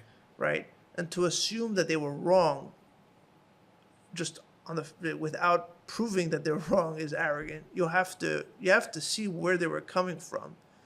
You have to understand they were also trying. They were also after something, right? And they took something. Yeah. But that something doesn't lock and get what's a word doesn't get what's a word when they in academia when they lock like a period of time where you can no longer, I'm forgetting it now, but like when a book basically gets closed and you can no longer add to it. Mm-hmm. It doesn't get locked and closed now for further interpretation, further understanding, deeper understanding. And now this is how it is. And now all you have to do as someone who's come later is just listen to these people and accept exactly how they took it, right? Could be they missed some nuance. It could be that there definitely is 40 years and more worth of unpacking that needs to happen that maybe they're not in position to do. Maybe you and I are in position to do. Maybe someone younger than us is in position to do, right? And maybe it'll only be figured out in 100 years from now. But it started there. Yeah. And I think that's an important point that you're making. Like, at the end of the day, the Rebbe can't be turned into some abstract mystic of just ideas, like some disembodied figure speaking ideas. He was also a person, like you said, giving $1 to a schnorr. That's when it started. It started in a very practical, real way. And we cannot just discard that because it's inconvenient or because... Yeah. I'm remembering a little more, I think, some of my thinking in what I was writing, that, Wolfson is somebody that has worked with mysticism in general. Right. And if you look at, let's say, that Rizal, who did that Rizal talk to? He had a closed circle. Right. Of extremely advanced individuals. Right. That he gave his deepest teachings to. They were the only ones who could understand it. They were the only ones he spoke to. The Baal Shem Tov also, the Maggid also. Right. And, pick your mystic. Right. The Rebbe did not do that. Right. He could have. But yeah. he chose not to. Right. He chose to speak to everybody. Yeah. So... That is crazy, huh? The Rebbe said a mimer on TV. There were years, right? Yeah. Some of those weekday maamorim, before I would stop saying maamorim, some of those weekday farbrengens, the Rebbe said a mimer on TV, and literally any any TV that Punkt happened to be on that channel, Right. God knows where. But I'm Without a saying, single maamorim. even a Shabbos Verbringen, or even just a Sikha or whatever, right? Anybody who's here is here, and they're who I'm talking to, Right. and they have to hear whatever they have to hear of the Sikha. Like, so the fact that the Rebbe chose to do that means that, he was giving something to those people to just Write them off. write them off as not getting what the Rebbe said, is in a sense doing a disservice to what the Rebbe was doing. Later, I thought of what I've been saying about the glut of information, where it just was not, I think, it was not feasible for pretty much everybody to really drill down and understand what the subtleties Right. of what the Rebbe is saying, because when you have a Mesichas and a L'Kudasichas and a Maimer or whatever come out in the same week, and there's just no way that you're gonna sit there and learn to reach one 10 times, Right. and ponder it. When? Right. And this was also a few years into the Miftzah Rambam, the kind of Rambam. I mean, there's 100 things to do. There's just a time in general. There's the Siddur Yeshiva, or if you're a balabas, you have your, you have your job. Right. You have a job. You Right. have your bills to pay. Right. When are you going to sit there and People work then too, you're saying. Yeah. Yeah, it is fascinating. Yeah. Yeah, I mean, it's okay, and I think this is another interesting thing that you were speaking about. I think you also tied this to Wolfson. I mean, certainly to the way he phrases it, which he knows how to phrase things in ways that are both fascinating and equally frustrating. But the idea of time in the Rebbe's Torah, and we'll get back to it with Bosi Lgani. But the idea that the Rebbe saw time as a circle, in the sense that the past informs the present, and the present informs the past, and that informs the future, and everything's playing off each other at the same time, right? And there are ideas in Chassidus where on a level everything's interconnected, right? There's a level of godliness where everything starts. It's not that it's above all the things. It's all of them touch each other and inform each other. And I think, applying that to even the history of Lubavitch and the narrative of Lubavitch, it's important to have that kind of circularity also. Like, the past needs to inform the present. We cannot cut off the past and just live in a present of our own making, because we cannot trust our biases and there's a reason there's a reason why we value history, because we don't come here from nowhere, and we don't have the ability to start from scratch. We don't have the wisdom to start from scratch, and we also cannot trust ourselves to start from scratch for only history has a weight to it. It has a weight to it, and is at the very least is a check against our ideas. You're going to do this? Really? How's it worked in the past? Right? You think you're going to be the first one to right? So the past at the very least informs the present, but the present should also inform the past, right? The present has to say, wait a second, which part of the past is a part of the past that I want to hold on to and worth holding on to, right? And how do I incorporate the past into the present by understanding by how the present shapes the past? And then the past again in turn, now that I have a past that's enriched by the present, that past is now richer and can now enrich in turn the present. And it keeps on going like that. Yes. There's I don't know if you got up to this part. I think it's towards the end that I bring up this anecdote. I think it was Purim, Tafshin Yud Aleph. I didn't get up to it. The Rebbe at that Fabringen, at one point, I guess well into the Fabringen, started to talk about himself in a very belittling way. And at one point he It says that he turned to the Alter Chassidim and he said, like, I don't know how you can stand it. You guys were by the Rabbi Rashab and by the Shver, and like the younger people, they don't know. Like he gave the example of the Beis Hamikdash. It says when the second Beis Hamikdash was built, so the young people were all excited and they were celebrating, and the old people were crying because they remember the first Beis Hamikdash. He said, "This is nothing." Right. And and they were saying that about himself, and it was Rabbi Mentek. It doesn't say in the Teres Menachem, but who was very unhappy with the way that the Rebbe was talking, and he said he went over to the Rebbe and he said it's all one, one chain, and then he said he stuck out his cup and he said I want to get mashke from the Alter Rebbe, and the Rebbe gave him, and what I took from that, or what I used it as an example of, was also understanding the interplay between past and present. You spoke about past in a sense of it informing the present, which is valid. But the question is, are we or should we be looking to the past as a place to somehow get back to?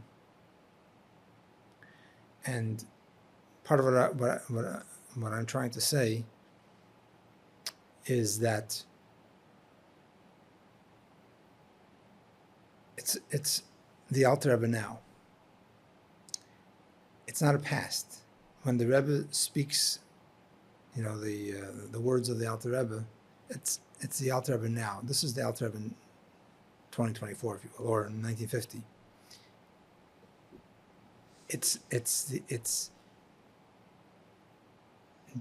like being making that past present. Because this is where we live. So how does that work? Is that just like a mystical idea, or there's a logic to it? I think it's true of Judaism in general, and I think a lot of people look at, let's say,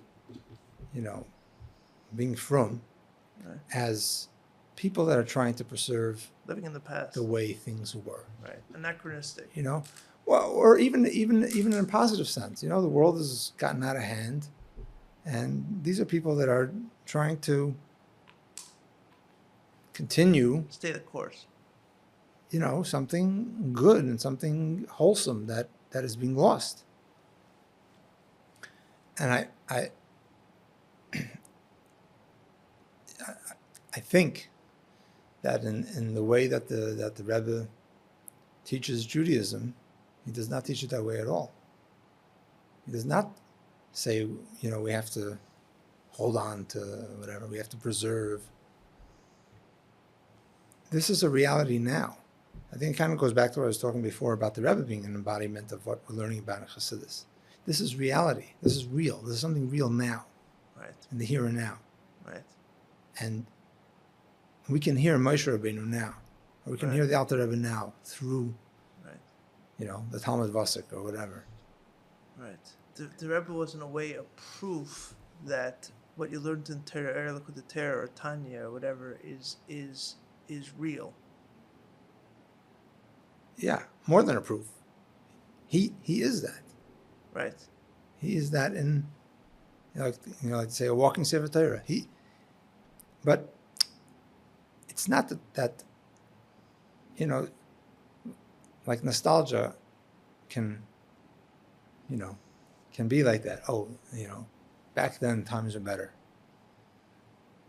I don't feel like you can get from the Rebbe's sichos and things this looking back at a better time. Right. No, very little. He looks at today. Right. 30 years. What is the significance of 30 years? Not, Right. back in the good days. Right. Right. This is a moment now. The same hamshachas are present on this day, 30 years later, and that's what it means today. Right. Right. That, in many ways, that's the theme of your work on Bosi Lgani, where the Rebbe is every year taking another sif of the Hemshech that the Fidik Rebbe published, and like you write extensively, but this is it's a very different kind of Hemshech in the sense that it's a Hemshech that continues once a year for what is it, Right. 30 some years, and like you're saying, there was taking a mimer that you could say was published 10, 20, 30 years earlier, and is making it alive in the present. He's making the past present in a very unique way. Yeah.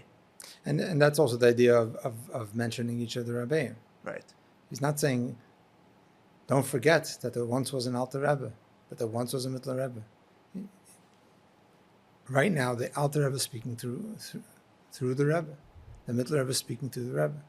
Right. It's a reality now. Right.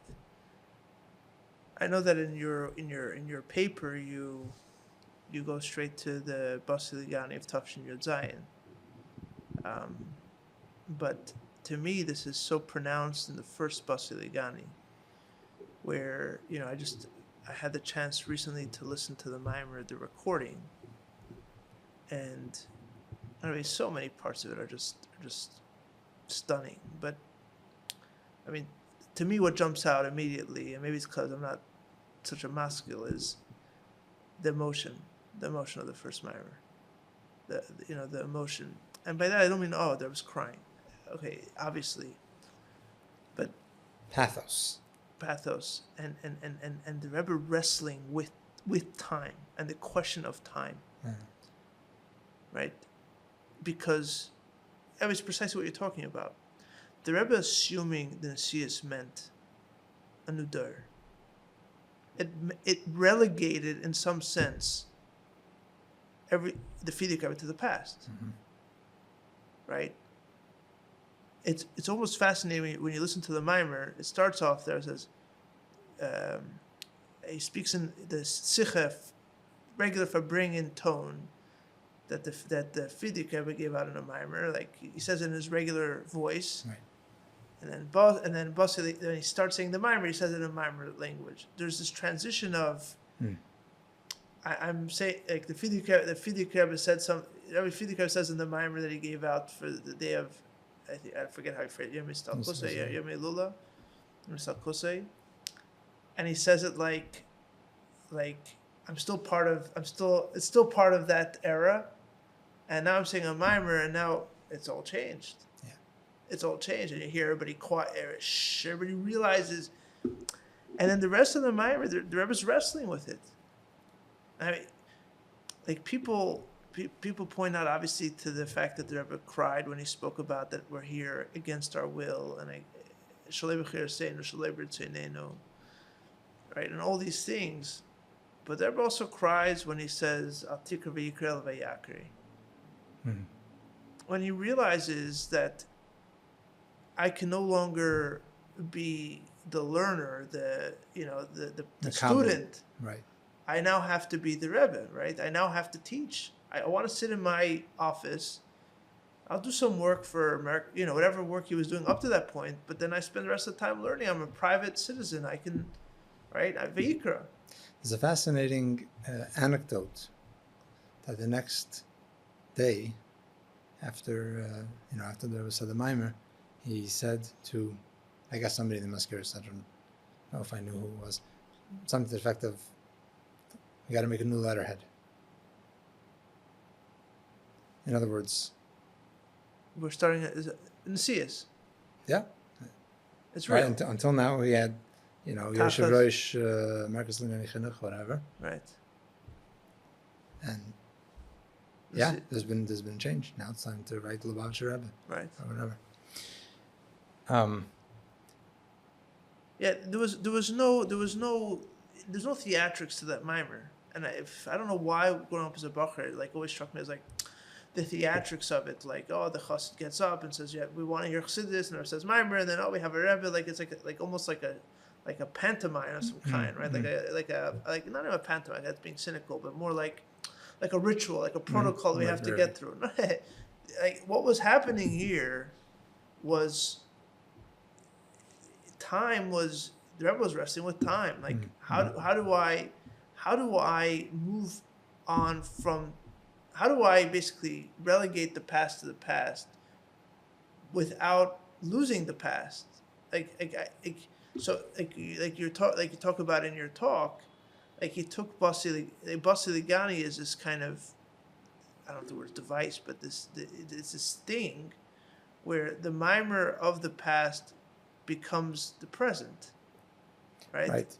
In a sense, the reason why I didn't speak about Tashin Yud Aleph was because it's actually a very unique mimer. Right. Like, it's not your typical mimer. And what I wanted to argue was that this is actually Right. I understand. what's going on. Like, just pick out. Pick any mimer and I'll show it to you. Yeah. Yeah.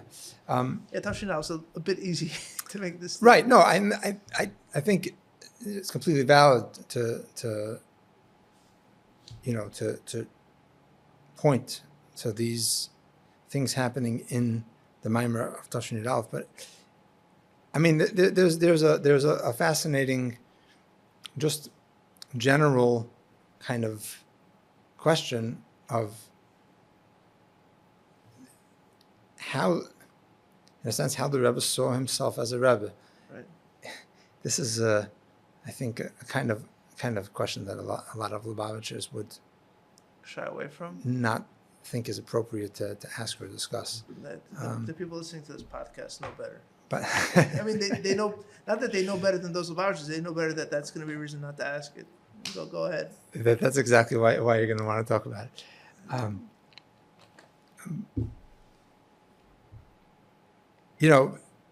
Unlike any of the other Rabbeim, the Rebbe insisted throughout his Nasius that Nasi Dereinu is the Rebbe Dr. Right. And one of my,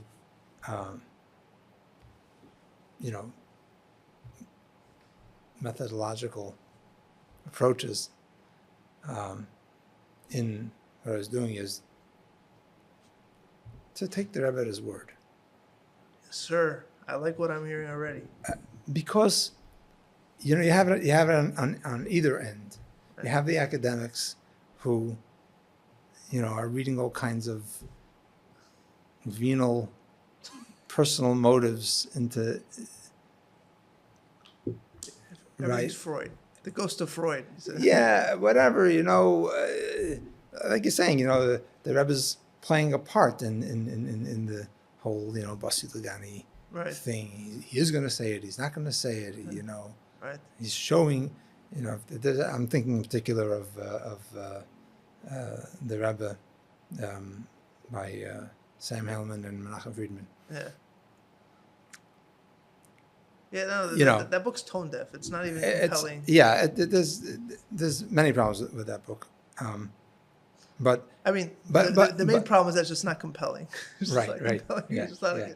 There's a professor in it's not like less. It's not only that it's disrespectful; it's simply not compelling. right, yeah. There's a professor in Davis that that I spoke to him, I think, before the book came out. Then he made basically the same point. He said, it's an interesting question. They don't give a good answer. But that aside, but that way of thinking, right, of trying to kind of question the motives, right. or what was he really, yeah, on the one hand, and on the other hand, of Chassidim, who also He was talking about himself. He was being humble. He didn't really mean it. Yeah. Right. I think it's a mistake. Yeah, I mean, I agree with you. it's not that the Rebbe didn't see himself as a Rebbe, but it's a much more nuanced question.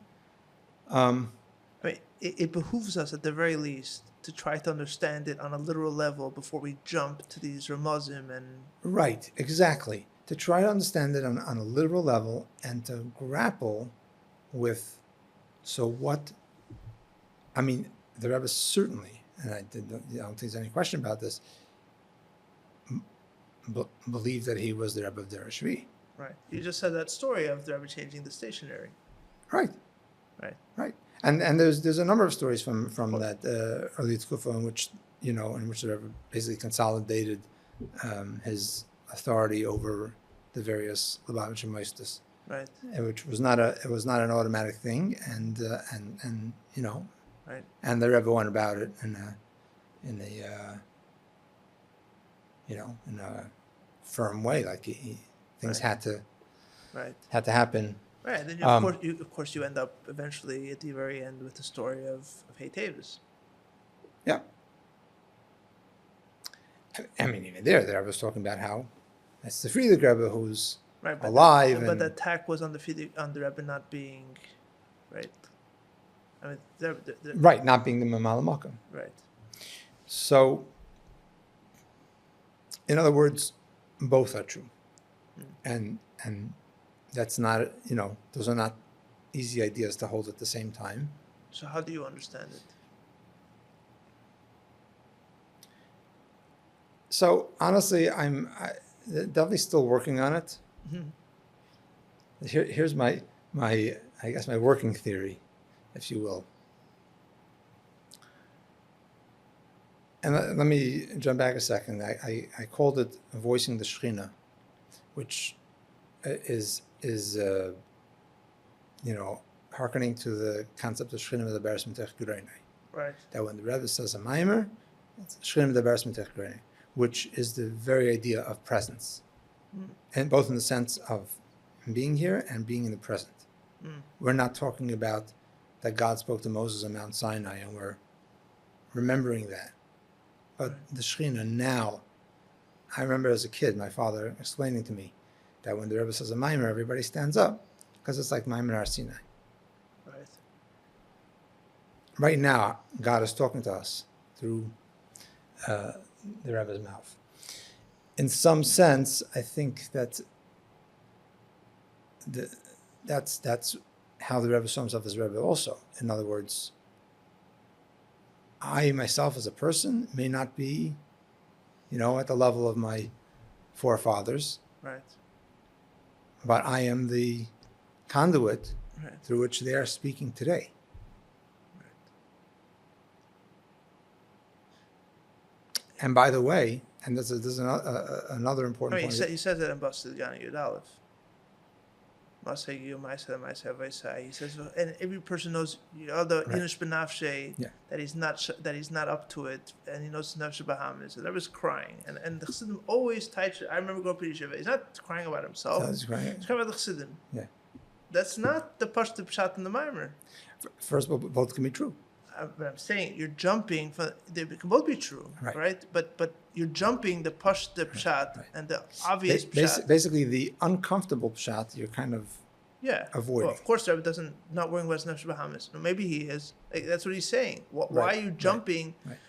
I'm not worried about the Rebbe's Nefesh Bahamas. A chassid doesn't worry about the Rebbe's Nefesh Bahamas. Right. I understand. Yeah. I understand that we're not supposed to think that. But that's what he said about himself. Right.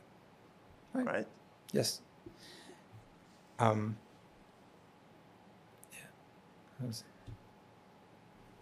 Anyways, I ruined your train of thought. I'm sorry.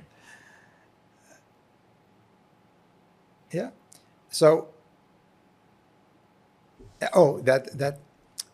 At the same time, the Rebbe is not shy about being mechadish, about saying things that were not said before. Right.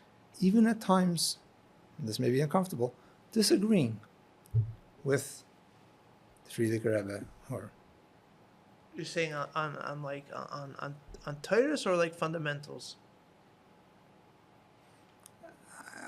I'm not the one to say this is fundamental. This is not fundamental. I'm saying like disagreeing about a Havana and a Mimer, or disagreeing about like things that what's uncomfortable about it. I'll give you an example. Okay. The Rebbe does it in a very kind of non-offensive way, right? The Rebbe does, but the Rebbe will say something like, "But nowadays, Right. Mirrors has no place. That's the only true text." Oh, you're talking about the famous maamorim and Vav. For example, Right. Right. Nowadays, Right. but in a sense, that's Nowadays means that nowadays it's changed. Right. You right. disagree. So with I mean, it's.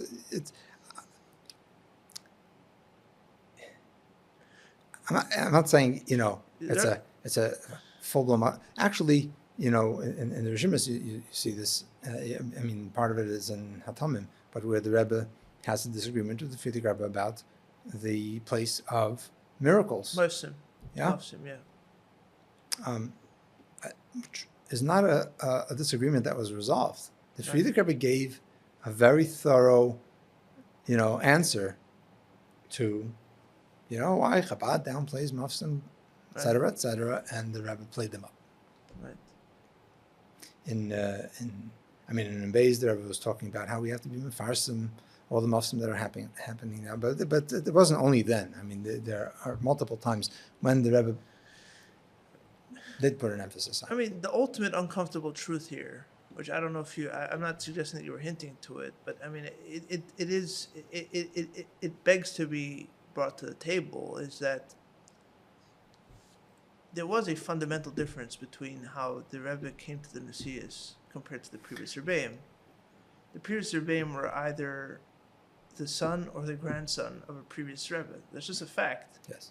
Right? And even if in some generations there was a dispute of who exactly was supposed to be the Rebbe, and some Chassidim agreed or disagreed, but all of them had always been an heir. Right. Right?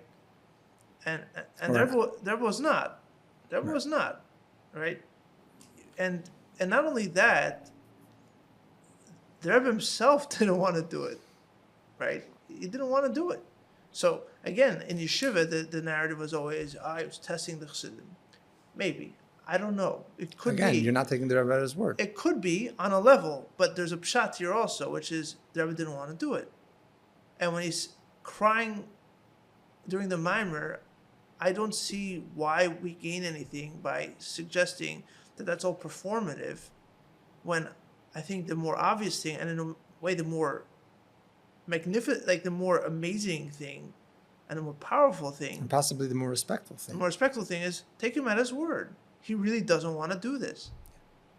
Right? And so there's this constant tension between, like you're saying, the Rebbe on one hand, I think I spoke about this with Dober Pinson, where, like, on one hand, the Rebbe, for his whole Nesius, saw himself still as a chassid of the Frierdiker Rebbe. The Frierdiker Rebbe is a Nasi Adar here. I'm just a chassid here.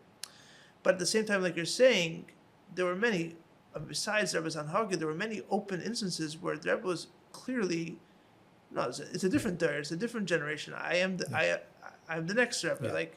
So there's this tension of accepting that the present is a new tkufa, right? Because it comes at tremendous pain.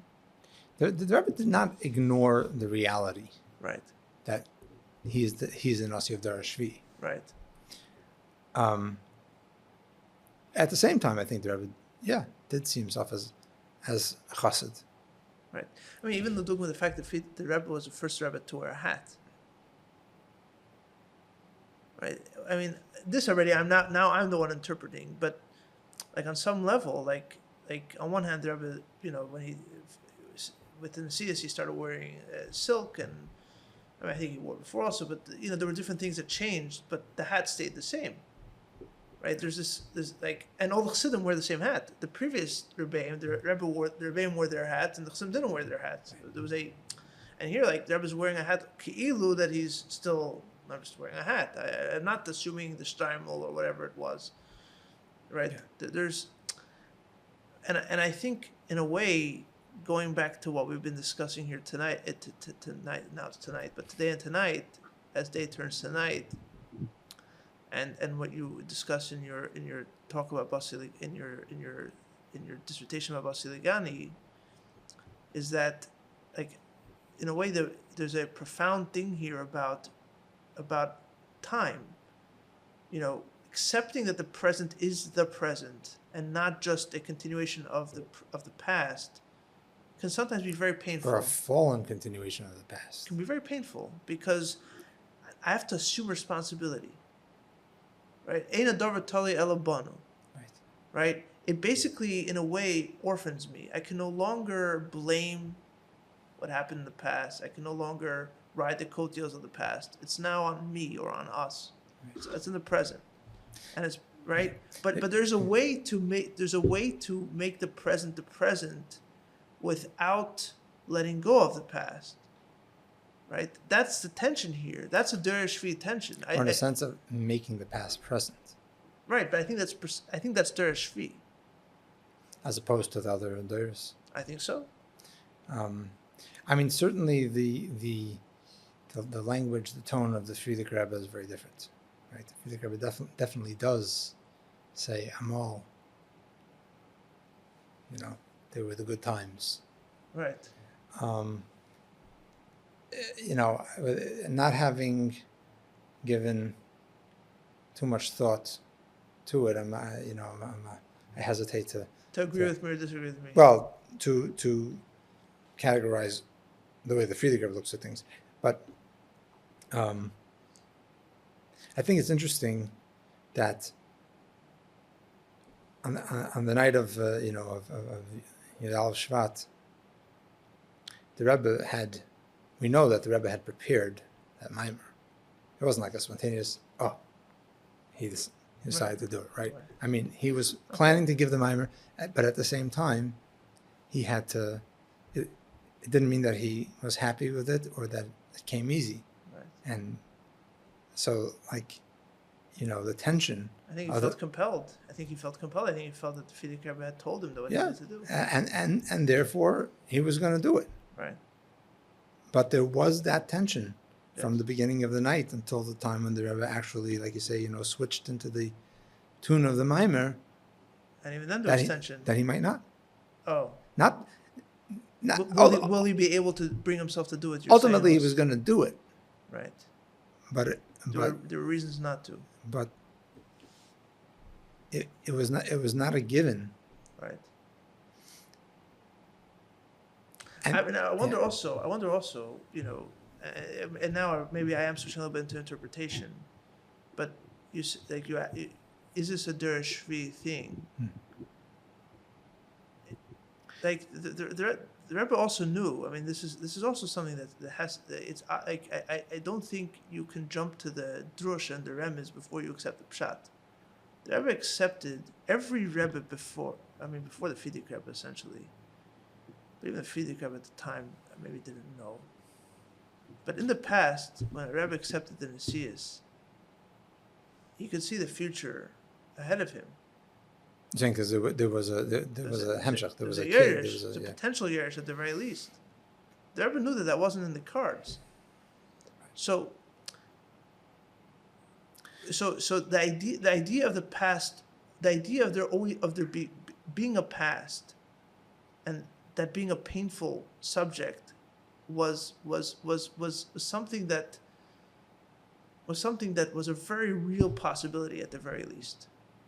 So I'm saying that might be a reason why it's a derech shvi thing. There is a fundamental difference here. So a couple of things. One thing that Wolfson says that I think is very correct. He talks about the difficulty of talking about the kind of history of the Rebbe, the man, right, versus the narrative. To go back to Peretz Chaim,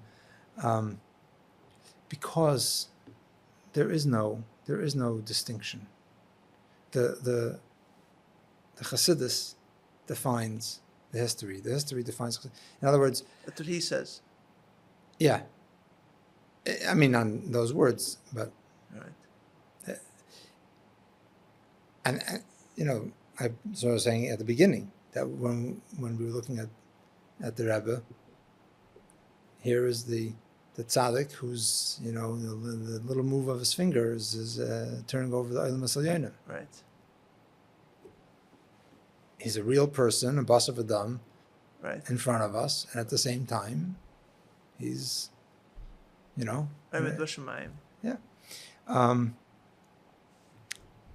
So, the hard facts that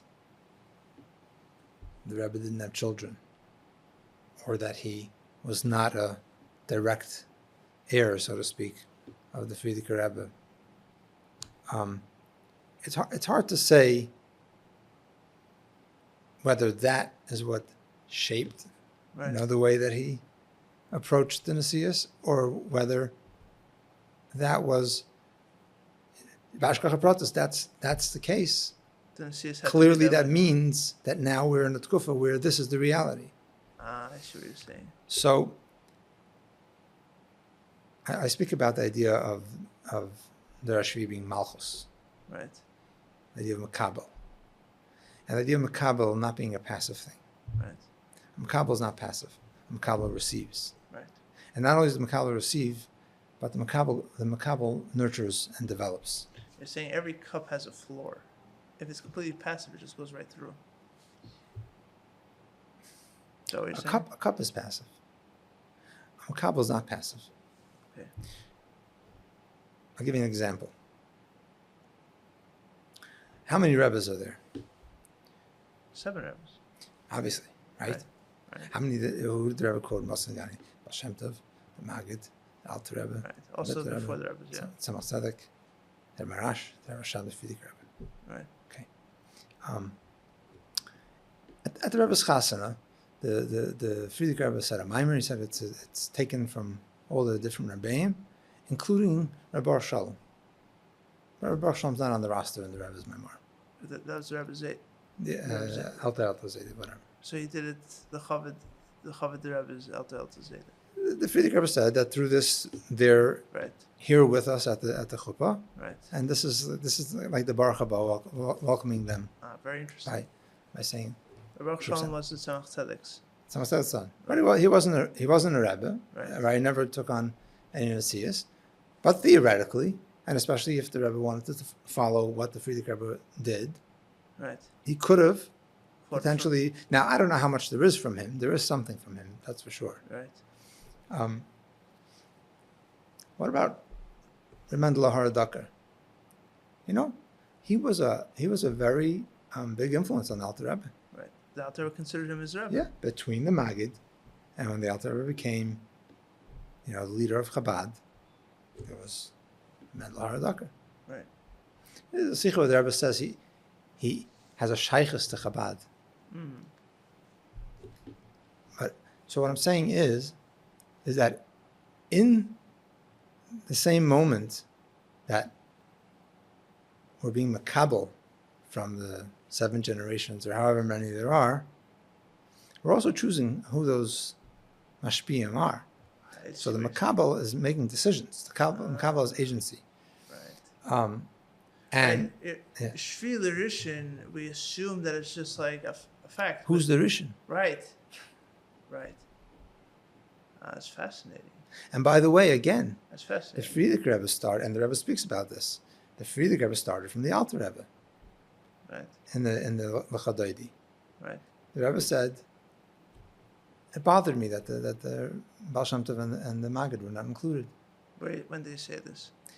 On the next Shabbos, Shalach, Tafshin Yud Aleph, when the Rebbe says Hayeshavas Beganim, there he quotes from the Baal Shem Tov and the Maggid as well. In the Bosi Lgani, the first Bosi Lgani, he doesn't quote them. And then the Rebbe said, but it bothered me. In the later years, he did start quoting the Baal Shem Tov. After that, starting Tafshin Beis, the Rebbe quotes from the Baal Shem Tov and the Maggid as well. How does that fit with Derish Shvi? So I'm saying is Derish Shvi is Makabel. But that's how you 7th because they're not the Chabad Deirs. How's your 7th? Your 9th then? You're not 7th. Okay, I'm not getting into that math per se. Okay, I see what you're saying. I'm saying that these are you can find this in the Rebbe Sichos Memar. Like ultimately, the Shvi is not. Nothing is forcing the Shvi to be. nothing is saying that you are the shvi unless you choose to be the shvi. Is what you're saying. And the shvi to what is also a question that you have to decide. Right. So you're not completely passive, is what you're saying. Right, or not passive at all. In other words, Right. you're being makabel, but you're being makabel. Right. You have to earn choose it. Right. who you're being makabel from and what you're being makabel. On the other hand, you have Rabbi Yitzchak. Right. Eventually, the Rebbe quotes him in Bosi Lgani. Right. I thought I was going to ask you. I thought I remembered that. The Rebbe never speaks of him. He also brings him into the Seder Negunim. Into just in general, Right. making him some kind of leader in Chabad. Not quite a Rebbe. The Rebbe never, right, explicitly goes that far, but in many ways. Right. And at the same time, being Shvi, being Malchus, being the Makabel, does not preclude Chiddush, and actually mind-blowing Chiddush, like So I'm understanding from you that turning over paradigms. You're basically, what I'm understanding from you is that you're saying that the past is not a fait accompli, right? We have this assumption that the past is in the books. Right. It's all been settled, and now it's just where do we go from here? And you're saying no, 1 second though. The past is still being churned over because in many ways you have to choose your past. Past is still being written, yeah. Right, and by choosing your past, the whole past gets refigured. Because I mean, what's past if not in relation to the present, right? The past isn't just this blob of things that happen; it's the past to the present, right? And if you choose this past, then it'll be the past for you. And if you choose this other past, then that's the past. And so the past is really it's taka in the present. Is that what you're saying? Yes, I think I'll accept that. That's my dumbed down version of academia, but So, I think what that means, as far as being a Lubavitch chassid, is that we, because we're living this. right, This is not just an academic discussion. right, Our lives are being shaped, and by the way, because we choose that. right, Some people have opted out. right, So,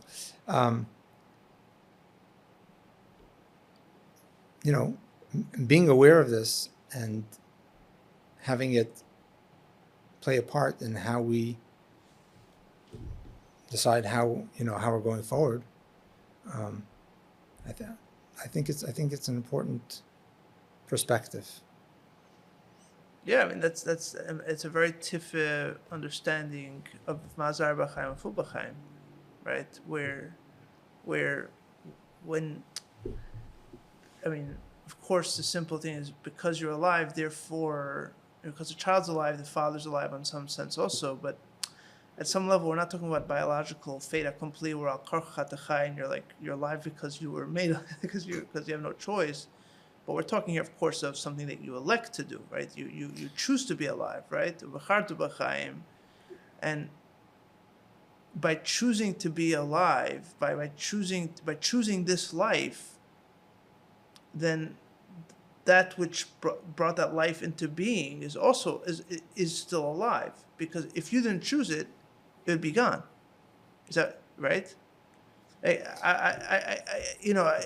I was just trying to stir the pot, but I thought of it this way, where Chassidus doesn't die. Chassidus doesn't die with the last Rebbe. It dies with the last Chassid. Mm-hmm. Right. So maybe I was just trying to be provocative, but there's something to it where the choice of the Chassid to care. Yeah. It's not just that he's hanging on to the past. That makes the past relevant to the present and therefore a part of the present. Right. And maybe another thing, maybe is related, that it does is It means that we shouldn't be afraid of being machadish. Right. We want to do, what the Rebbe taught us. But how exactly that's accomplished?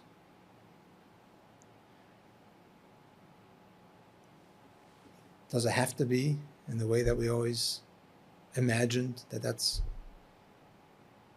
Give me an example.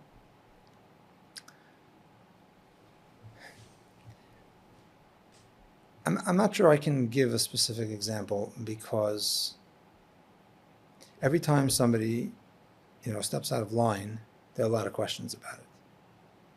And the questions may be valid. Right. So I can't say, Right. X, Y, or Z. You're talking about the motivation, not about the actual thing.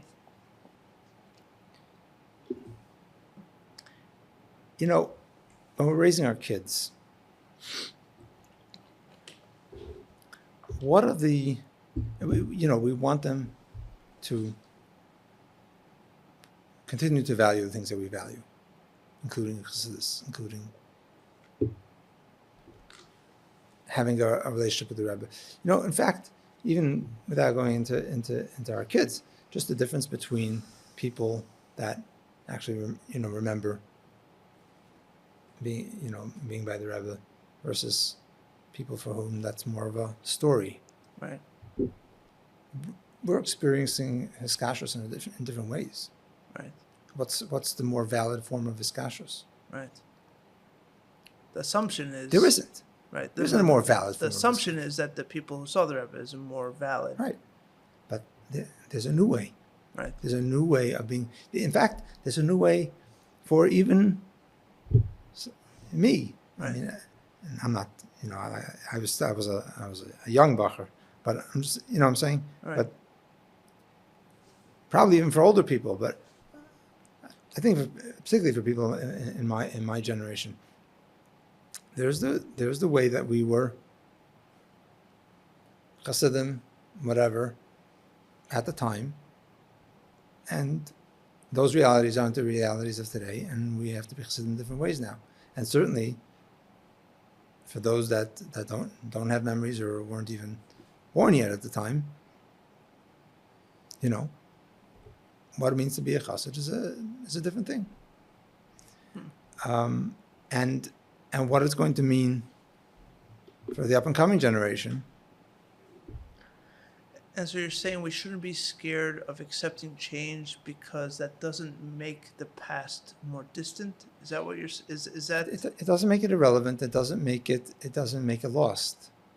It just means that there are new, The past comes alive in a different way. In a different way.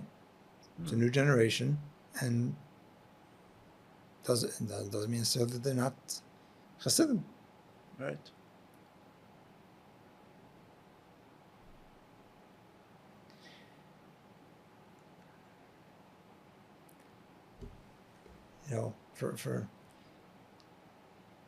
For all my saying this, I'm a very conventional person, so He's still towing the party line for all those who are concerned. Is that the disclaimer we're making here? No, I'm saying that I don't know that I personally I wear a white shirt. Okay, fair enough. Fair enough. Yeah, nobody's gonna mistake you for some kind of renegade, but right. No, but But I can respect it in somebody for whom that is a sincere way of. I'm not talking about the shirt, but I'm saying somebody who is willing to do something a bit maverick. Look, I think it comes back to this tension that we're talking about. Clearly, the kind of the pushback to what you're suggesting here is, that sounds all good and fine, but if somebody's eager to, try a new thing, where's that coming from, right? And that's a fair critique. Like, maybe you're doing it because it's easier for you to just like, oh, I'll do whatever kind of suits me, and I'll just say, oh, well, the past is living on, and however I decide to do things now, and just that's how it is, right? And obviously that's the point of the past being a check to the present, where like there are guidelines, there are lines that you cannot pass, but that comes back to the tension that you're discussing earlier. A present that is too gleeful in kind of moving on from the past is a present that moves on from the past without pain is not really being a makabel. Right. Yeah. Right. Has lost the past. It's doing his own thing, right? You're claiming the past, but you have nothing to do with it. But it's the realization that I don't want to give up the past, right? There's a reason. Like there's something. It's hard to move on. It's hard to move on, but you have to move on, right? And that tension is what kind of keeps it in check. You have to be ready to frame the past or live the past differently. Right. I don't think it's necessarily moving on. Right. Okay. I think it's just being willing to accept new paradigms. And you know what? That's why I think we really do need to but really to think about the way that the Rebbe looks at these issues. Because which issues? The time, present, and past? Just the questions of Makabel versus Chiddush, his perspective on himself as Rebbe, or how he looked at the past, what it meant in his thought, what it means in his thought, because he's able to, to walk that tightrope of not saying anything new and yet saying everything new. Right. I think someone said that about the Rebbe, right? I think it's possible. Besides you, you just said it, so that's also important. Right. But I just remember hearing that. I think maybe Rabbi Zevin or like that was like a way that people saw the Rebbe, where like he quotes the whole time, but everything is cast in a new light. Right. It's an amazing. I mean, we take it for granted, I suppose. Like we're just so used to growing up with that kind of Torah, but when you frame it in the way of that tension and that fight, not a fight maybe, but the tension and the struggle of time and the struggle of that grappling with the past and present, it makes it feel it becomes that much more powerful, where they never found a way to everything was from the past, but everything was also completely present. People didn't feel like it was chazering out the teres, right? Because it wasn't. It was new, but it was also old. It's almost like a one of those tricks where it looks like both at the same time. Right. At one point, during the period that I was working on this, we had a shluchim Shabbaton, and the Rosh was there. He was the kind of the guest mashpia or whatever it was, and somebody told him that I'm doing a PhD, whatever. So he said to me, "You have to be very careful." About what? He said that when his brother Emmanuel was doing his maybe his dissertation or whatever it was, he said that the Rebbe was concerned or wanted to make sure that that he wouldn't say that there's a change between the Rebbe and the previous. He wrote a dissertation about the Rebbe? I don't know exactly, but that whatever he's writing, he shouldn't. Which actually is something that a lot of people in academia like to do, right? Say, this is what Chabad used to be like, and this is what the Rebbe made Chabad into.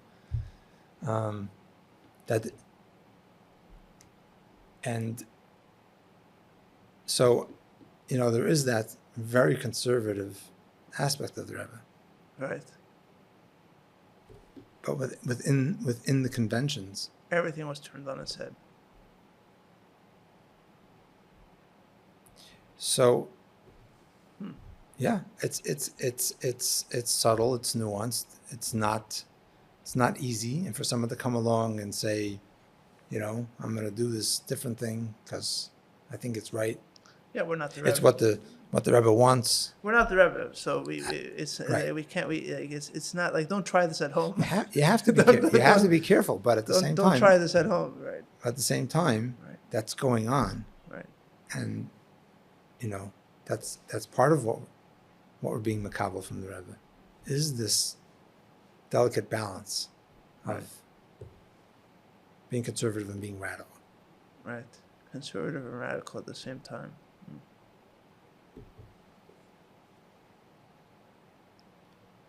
Yeah, I mean, I guess what you've also mentioned a couple times is that at this point, and we spoke about it earlier. In a way, it's irrelevant. It's irrelevant so much like the Torah. This is a fact of life at this point. It's a fact of life, right? So you could fight it, but you don't really have license to fight it when the Rebbe showed that's not the way to do it, right? Right, like you're saying, we're talking about, like, is it this way because it's supposed to be this way, or is it supposed to be this way because it's this way? That's just a shaila of how you approach it from Maila or Mamata Dasa and Das Tachten. But the Poil, it's the same thing. Like, this is how it is, right? So if you approach it from a more pragmatic, practical way, this is how it is. This is the reality. This is how you deal with it, or you say this is how it's meant to be. And therefore that's what we need to do. But either way, the fact is that, and everything's b'hashgacha pratis, right? The fact is that it's a different. Something is different. Something very fundamental is different, right? And the choice is not, like, the choice is often presented of either you give up the past, or you don't give up the past, right? Like, giving up the past, moving on means to give up the past, and you don't want to do that, right? And holding on to the past means you don't move on, which is also you don't want to do. And so you have this kind of two teams where, like, do you move on or do you hold on to the past? And it's not just about Gimel Thomas, for example. I mean, I guess in many ways it does kind of always come down to that kind of framing, but it's yeah. I mean, it's I'm saying it's not just about do you spend your whole Shabbos talking about Zechrenis, or do you it's also in general how you conduct yourself, right? And what does Chassidus look like? What does living like a Chassid look like? What does raising your kids look like? What do the meisters look like, right? The tension today, to me at least, like the real split, if there is a split, the real, like, two sides here, not the old politics, although of course that the remnants of that, but like the more, I think, important and foundational kind of split is, do you hold the course? Do you stay the course? Do you, like, hold on to the past? This is how things were. We don't what's a word, like lezaz, like we it doesn't move from the place. Or do you, like, gung-ho try something new? And what you're suggesting is that's really a false dichotomy. It's a false choice. Like, no, you're supposed to have both, right? Or it's supposed to not be it's supposed to not be a thing at all. It's supposed to not be a choice at all. If we look at the past not as something that we're trying to preserve or get back to, Right. but as something that speaks in the present, I think it's different. I think that changes what the past means for us, and it's going to have practical effects. I don't know that I'm not a most practical guy, so it's hard for me to. So let me ask you a question, though. I think in many ways it sounds simpler than it is. I think it's a very radical statement, and a radical approach, because even just thinking about it now, when you tease it out, a discussion I had with somebody recently was like, okay, fine, you go this direction, but then everybody makes their own choice now. And so now the past is completely fragmented, right? And in many ways, a lot of people that want to quote unquote hold on to the past is they want, one second, there's a central organizing principle. There's a Rebbe. There's like you were talking earlier. What did the Rebbe say latest? What's the dominant theme of the month? Like people want it to, because what do you mean? If we don't have that, it's not just because we're too lazy to move on. If we don't have that, what does it even mean to be a Lubavitcher, right? If Lubavitch becomes build your own chassid, like just do whatever you like, Pick and choose. Right. And I'm gonna live the past my way, and he's gonna live his past his way, and then, Right. Yeah, I don't think I'm at all advocating a pick and choose approach. I mean, look, for example, there are things that the Rebbe, heroes that the Rebbe gave, and things like that are, they're real things. They're the things that the Rebbe wanted us to do, or maybe not to do.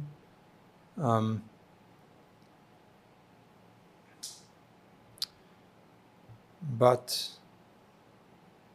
how exactly we implement, whether a specific hira or maybe more broadly, an attitude.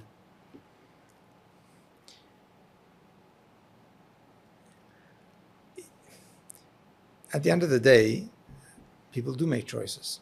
Right. I think for myself, like for the first 10 years after Gimel Tammuz, I believed or I hoped that it was possible for, post Gimel Tammuz people to have the same kind of connection to the Rebbe, whether through videos, whether, going to the oil, the marshal. When you stood in front of the Rabbi to get $1 or whatever it is, when you in that moment, there was this awe that you felt. Right. I look at at pictures of myself, others, whatever. You can see on the faces of the people as they're going by this kind of intense focus in the moment. It's not casual. Right. Sure, for the Chassidim, others maybe are more casual. When you walk into the oil, do you have that same experience? I don't know. Some do, some don't. Right. So I'm saying is I think for myself, for the first 10 years, I don't know, 10 years. I'm picking a number. I believed, or I wanted to believe that was possible. I don't know exactly at what point, but at some point, maybe it's because my kids were growing older. Right. Whatever it was, I realized that it's okay, even to accept that no, they don't have that same relationship, but they do have a relationship. Right. The Rebbe means something to them. Chassidus means something to them. Right. It's meaningful to them. It may not be the same feeling that I have, but it is meaningful to them, and that's great. That's beautiful. That means that it's relevant now. Not the same way that perhaps, or maybe even for myself, there are ways that it has to be meaningful in new ways that, that it wasn't in the past. Look, I don't think there's a choice. I understand the problem of fragmentation, but the alternative is that people don't feel anything, and the past really becomes a past, and we live in a present that hangs onto the past is in many ways, as you're describing, a present that's devoid of the past and almost divorced from the past. The fact that you have to hang on to the past is it's a in other words toxic relationship with the past, but it's an impoverished relationship with the past, right? It's missing the past. It's atrophied. Right. The past slips away, and you're holding on, it slips away. Right. So that's the alternative. We don't really have. That's not really a good alternative. So to the question of fragmentation, I think like you're saying about your kids, that's like before you go to where does it go and which direction it goes. I mean, even if your kids have a different experience, forget about the communal level. If your kids have a different experience, that's already a fragmentation, right? And you take it away from Gimel Tammuz and the Rebbe, Skashs, all these things. I mean, every family ultimately there's fragmentation, right? You cannot force your kids to feel the same way about something. You cannot force them to see the world the same way as you do. Right. I mean, you can try, but good luck with that. They're not going to talk to you when they're older, right? At some point, even the things nearest and dearest to us fragment, right? But fragmentation doesn't necessarily have to be seen as being torn asunder. Like that's not, right? That's not necessarily what's going on. You can look at it as a kaleidoscope, right? Or like Chassidus talks about in Ein Sof, and there's tzitzis are mispashet Ein Sof, but they're all holding Ein Sof in them. It's not. Right. It's not like torn up papers. It's each of them is an explosion that's infinite, right? And how exactly that works, I don't know the skull of it. I don't think it's meant to make any sense logically. But there is that kind of idea where that's what it is. It's not comfortable. It's a brave future. Like nobody really knows what it's going to look like. Nobody knows what it's going to look like, but that's where it's at. Well, we'd be fooling ourselves if we think that we could know what the future is going to look like. Right, and I think that's a lot of what's lying at the heart of this kind of reluctance or this kind of fear. I mean, it's just fear. It's fear of if we let go of the past that we recognize and we know, where is that going to take us? And I think the only answer to that is, let's find out. Right. The fear is, I mean, in other words, maybe there is a kind of legitimate fear of we're going to go off track. Right. But I think that we should be willing to risk that we won't go off track. Right. That the future can be different and we'll still be on track. Right. On our way here, we were talking in the car, and you brought up, that after all the years you spent on Bosi Lgani, one of the things that you're still trying to figure out is what's the Eitzer of Bosi Lgani. And I'm not sure that we're going to figure out an answer at this advanced hour of the day. But I think one of the fascinating ideas in Bosi Lgani, especially when it's translated in a practical, and again, like we're talking about literal sense without jumping to euphemisms, is the idea of bizbuz ha'eitzers. Right? Whatever this eitzer is, the most precious thing that belongs to God and also can be translated belongs to the Rebbeim, belongs to, there's a bizbuz ha'eitzers. Right? And a lot of times, at least, the way I would hear it growing up was, like, the Rebbe does bizbuz ha'eitzers, and of course, it all works out in the end, which of course defeats the whole point, right? If you know for a fact that by spending $1 billion you're going to make $10 billion, it's not bizbuz. Right. That's not what investment is. Right. No. We're not even talking about investment here. Bizbuz, hashkah is investment, or however you say it. Bizbuz is throwing it. Your kingdom is under threat. If there's no choice here, because if I don't do bizbuz ha'eitzers, it's going to be gone anyhow. I'm going to be conquered. right? I have or maybe it's not so desperate. The Rebbe talks about midas hanetzachim. I need to win this war. So maybe it's more elective. I need to win this war, right? And I choose to take an extremely risky move.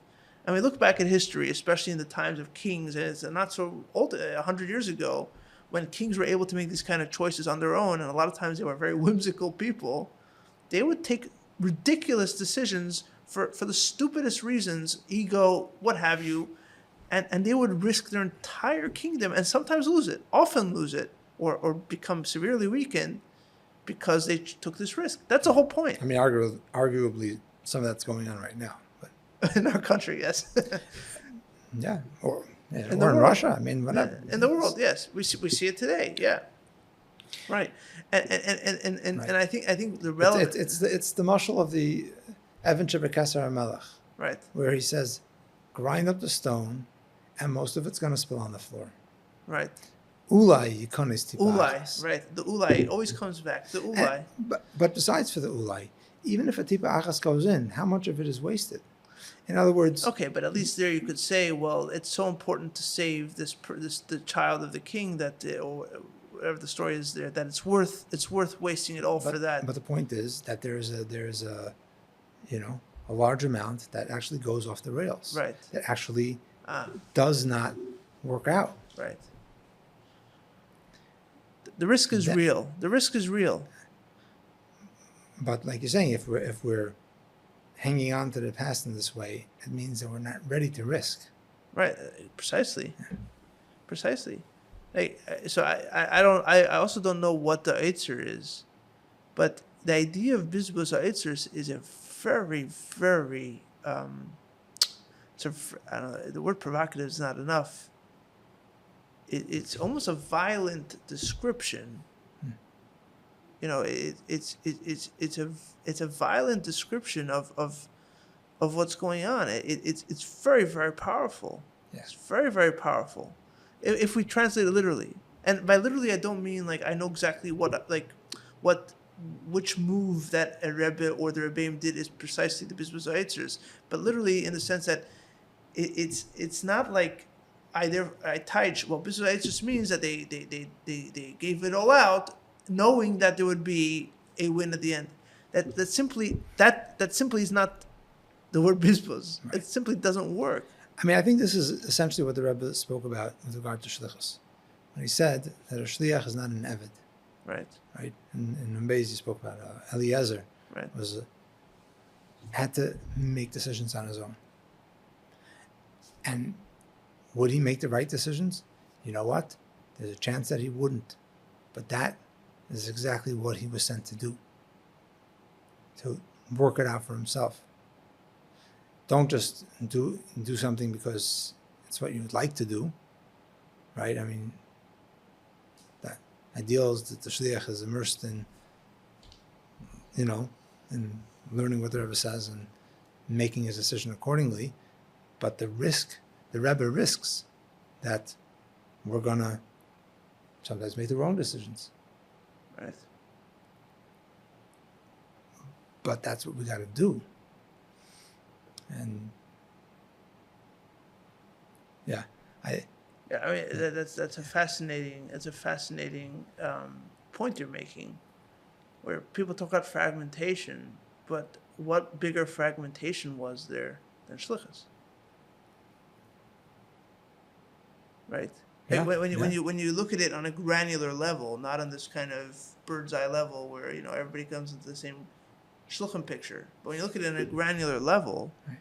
And you're saying that, and not just practically where each shliach is on his own, decentralized yada yada of like fundraising on his own, but you're saying even fundamentally and philosophically, I was talking about how shluchim are supposed to have their own ideas and act on their own ideas, especially like the ultimate decentralization. And you're in a place and you have to look at the circumstances of that particular place and make decisions accordingly that are not Right. the same decisions that we made in another place with other circumstances. Right. And you may make mistakes that someone else won't make, and he'll make different mistakes, or you'll make the right decisions that someone else will make different right decisions. There's infinite. Or if he would do what you're doing, you do what he was doing, it would be a mistake for you, and it's not a mistake for him. Right. I'm saying that is a form of fragmentation. Yeah. So in many ways, I feel like, yeah, I mean, it all kind of comes back to the same point. It comes back to the same point. We resist we resist fragmentation because we assume that it didn't exist in the first place, which is already a mistake. It already existed, but the reason we assume it didn't exist is because the Rebbe was there, and he kind of, well, there's the Rebbe, and he's the Rebbe for everybody, so that kind of holds it all together. But that in itself is holding on to a past that no longer exists, which means that, right, resisting the fragmentation that you assume didn't happen there when it did happen, but you assume it didn't, so you resist it happening now, doesn't keep, in any case, the unity that you think you had back then. But you could look at that in two ways. So one way you could look at that is, there's something precious that's been lost. Right. Or you could look at it as that's what we're meant to deal with. Right. That's what I'm saying. Yeah. Yeah. And that's right, and that's correct. Yeah. There was on a previous podcast we were discussing. I don't remember how it came up in conversation, but it's interesting. This morning I was by the oil, and somebody told me. Somebody told me, he's been listening to he knows me for a while. He knows me since I'm a kid, actually. And he's like, I've been listening to the podcast, and I've been noticing there's a journey where you start off more skeptical, and over time you became less skeptical. And I don't know, maybe I haven't evaluated myself. He's not the first one to tell me that, though, so I'm not sure I agree. I'm not sure exactly what he's referring to, but maybe more optimistic. I think I do know what he's referring to, because he mentioned a certain episode where I think it was with Zevi Slavin, and there was something there where I mentioned that I used to see this idea of fragmentation as this kind of tragic, pathetic story where, like, an egg basically falls down, the egg smashes into smithereens, the shell's all over the place, the yolk is seeping out, gooey, sticky, messy. It's just a mess. And nobody's eating that egg. The shell's not coming back together. It's just, that's a pathetic way of fragmentation. We're basically, this egg dropped, now we're all over the place. We have these hergation gooing out, all over us, and it's just yucky. It's a mess. And I think as I spoke to more and more people, and I realized that despite the different backgrounds and ages, and there was always this spark that I could sense, this spark of interest, this spark of creativity, the spark of connection, the spark of caring, that I didn't unsee the fragmentation. The fragmentation is there, but instead the fragmentation was one of a meteor that explodes. Mm-hmm. Right? And the meteor explodes, and it explodes into a bunch of smaller meteors, but each of them are so powerful and have so much energy that each of them can light the entire world on fire. Right? Yeah. There's so much to unpack in this whole conversation. Yeah. I mean, in a sense, Zevi Slavin is an interesting example. Case in point, yes. So, yeah. A risk, but he's going where other people haven't dared to go. Yes. Yes, and I did mention him, and I brought him on the podcast, and I heard feedback and critique, and I have not taken on the episode, nor will I. I'm unapologetic about it, because I think it's that idea. We instead of me assuming motivations that I don't have any proof for, I take him, and not just him, I don't want to make it about him, but I take him and others at their word that they are trying to figure out how to make the past part of their present. And, we can ask questions. You can have a healthy dialogue and see, where you agree, where you disagree. Right. But ultimately, what it comes down to is, first of all, it's not up to me to decide if this guy's way is the right way or not anyhow. But collectively, it's going to come down to a certain trust and openness to the fact that none of us own the past. None of us have a monopoly on the past, and certainly none of us have a monopoly on the present. And yeah, we don't know where it's going to go. We don't know where it's going to go, but to that I say, let's find out. And yes, I personally am more optimistic. I personally less cynical because I sense that you speak to one person, you speak to another person, you speak to another person, and your sample size grows, and it's randomized because I didn't. We're up to episode number 36 or whatever it is, and most of the 36 I didn't plan in advance, so it wasn't even it's completely random in some way. And you see again and again that people are, like you said earlier, people are trying to understand what this means to them. People are grappling with it, right? And so, why is that a sign of decay? Why is that a sign? It's the contrary. Right. It's a sign of life. Absolutely. Yeah. We need to grapple. If we don't, then we're ossified. Then we're stuck in a. I think there's a bit of an assumption that the paradigm that we had, let's say in the heyday, was a correct paradigm. Right. And if people are, stepping away from that or questioning that somehow we're in trouble, we're taking on water. I don't know. That's our Bain Shnin. Maybe it's time for new paradigms. Right. And in many ways, it's like you were saying earlier, that when you're looking at the Rebbe back then, the Rebbe had it figured out back then. That doesn't mean that everyone that was looking at him had it figured out back then, right? But there's this assumption that because the Rebbe had it figured out, it was all figured out. It was figured out, right? And what else was the Rebbe saying when he said that, now I give it over to you? Then me being figured out, or what did the Rebbe say? I did everything that I could do to bring Mashiach. I am figured out. I look back at my life. I look back at the time I spent, and I did all that I could. Yeah. Right. And you know what? And now you have to, and we'll see what that brings. Right. And the Rebbe said that, and there was a tremendous amount of resistance Yes. to the Rebbe saying, "I give it over to you," which is fine. That's that's a lag. That's our Bain Shnin. The five stages of grief or something like that. Like, first you resist, but eventually, you start to hear it.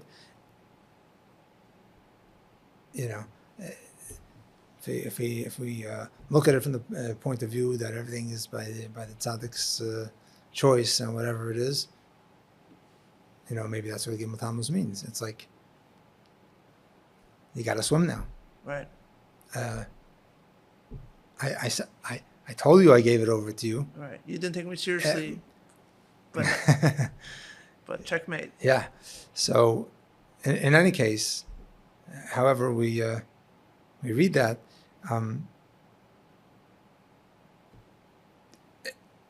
it's I think it's perfectly understandable and acceptable that there was that resistance. But at some point you got to stop resisting, and you have to actually take the bull by the horns and say, the Rebbe gave it over to us, which means that he gave it over to us, not that, we're going to reinterpret that to mean that he's really going to take care of it. Yeah. You're absolutely right. I mean, there are stories. I think we've spoken at this point. One of the dangers of continuing a podcast is you have more and more self-referencing, which can start smacking of some form of narcissism. But I just think it could also be a nice thing where somebody said on another podcast. Yeah.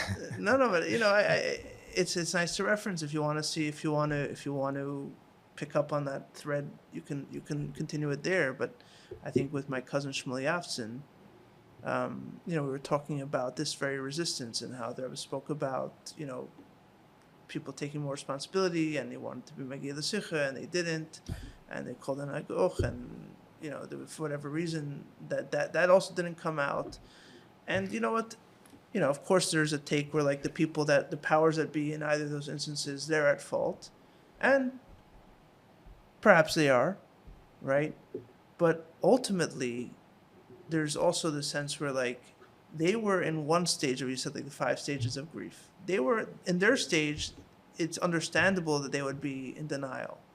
In their stage, it's understandable that they would be in the negotiation phase, right? Whatever those phases are. But at some point, you have to recognize that was their stage.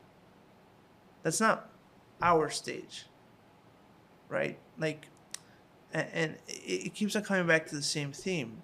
It feels safer and feels more authentic, to quote Peretz Chaim, to basically, well, if that's what they did back then, that's what we're going to do now. Right.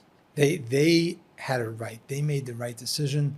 The right approach of a chassid would be to say, we can't allow the Rebbe to we can't pass accept the this. buck. Right. Rebbe has to bring Mashiach, and that's Right. the end of the story. And if we resist it, then he'll be forced to. Right. And so we have to do the same thing, right? But instead of choosing between the two, we're affirming both. There's a place for that, but there's a place also for You're saying that moving to another. How is there a place for that? I'm How is saying there a place for both? at the time. Oh, you're saying because you can see the past and present as things that constantly play off each other. I don't think I was going that abstract, but maybe. No, but I'm saying I'm using your modality here. I think simply in the moment. I think That was right. There is a place, right, for saying we don't want Haistalkus to happen, right. And perhaps there's precedence for right, changing things because you insist or whatever it is, but that's not today, and to live in that paradigm would be a mistake now. Right. It's been fascinating.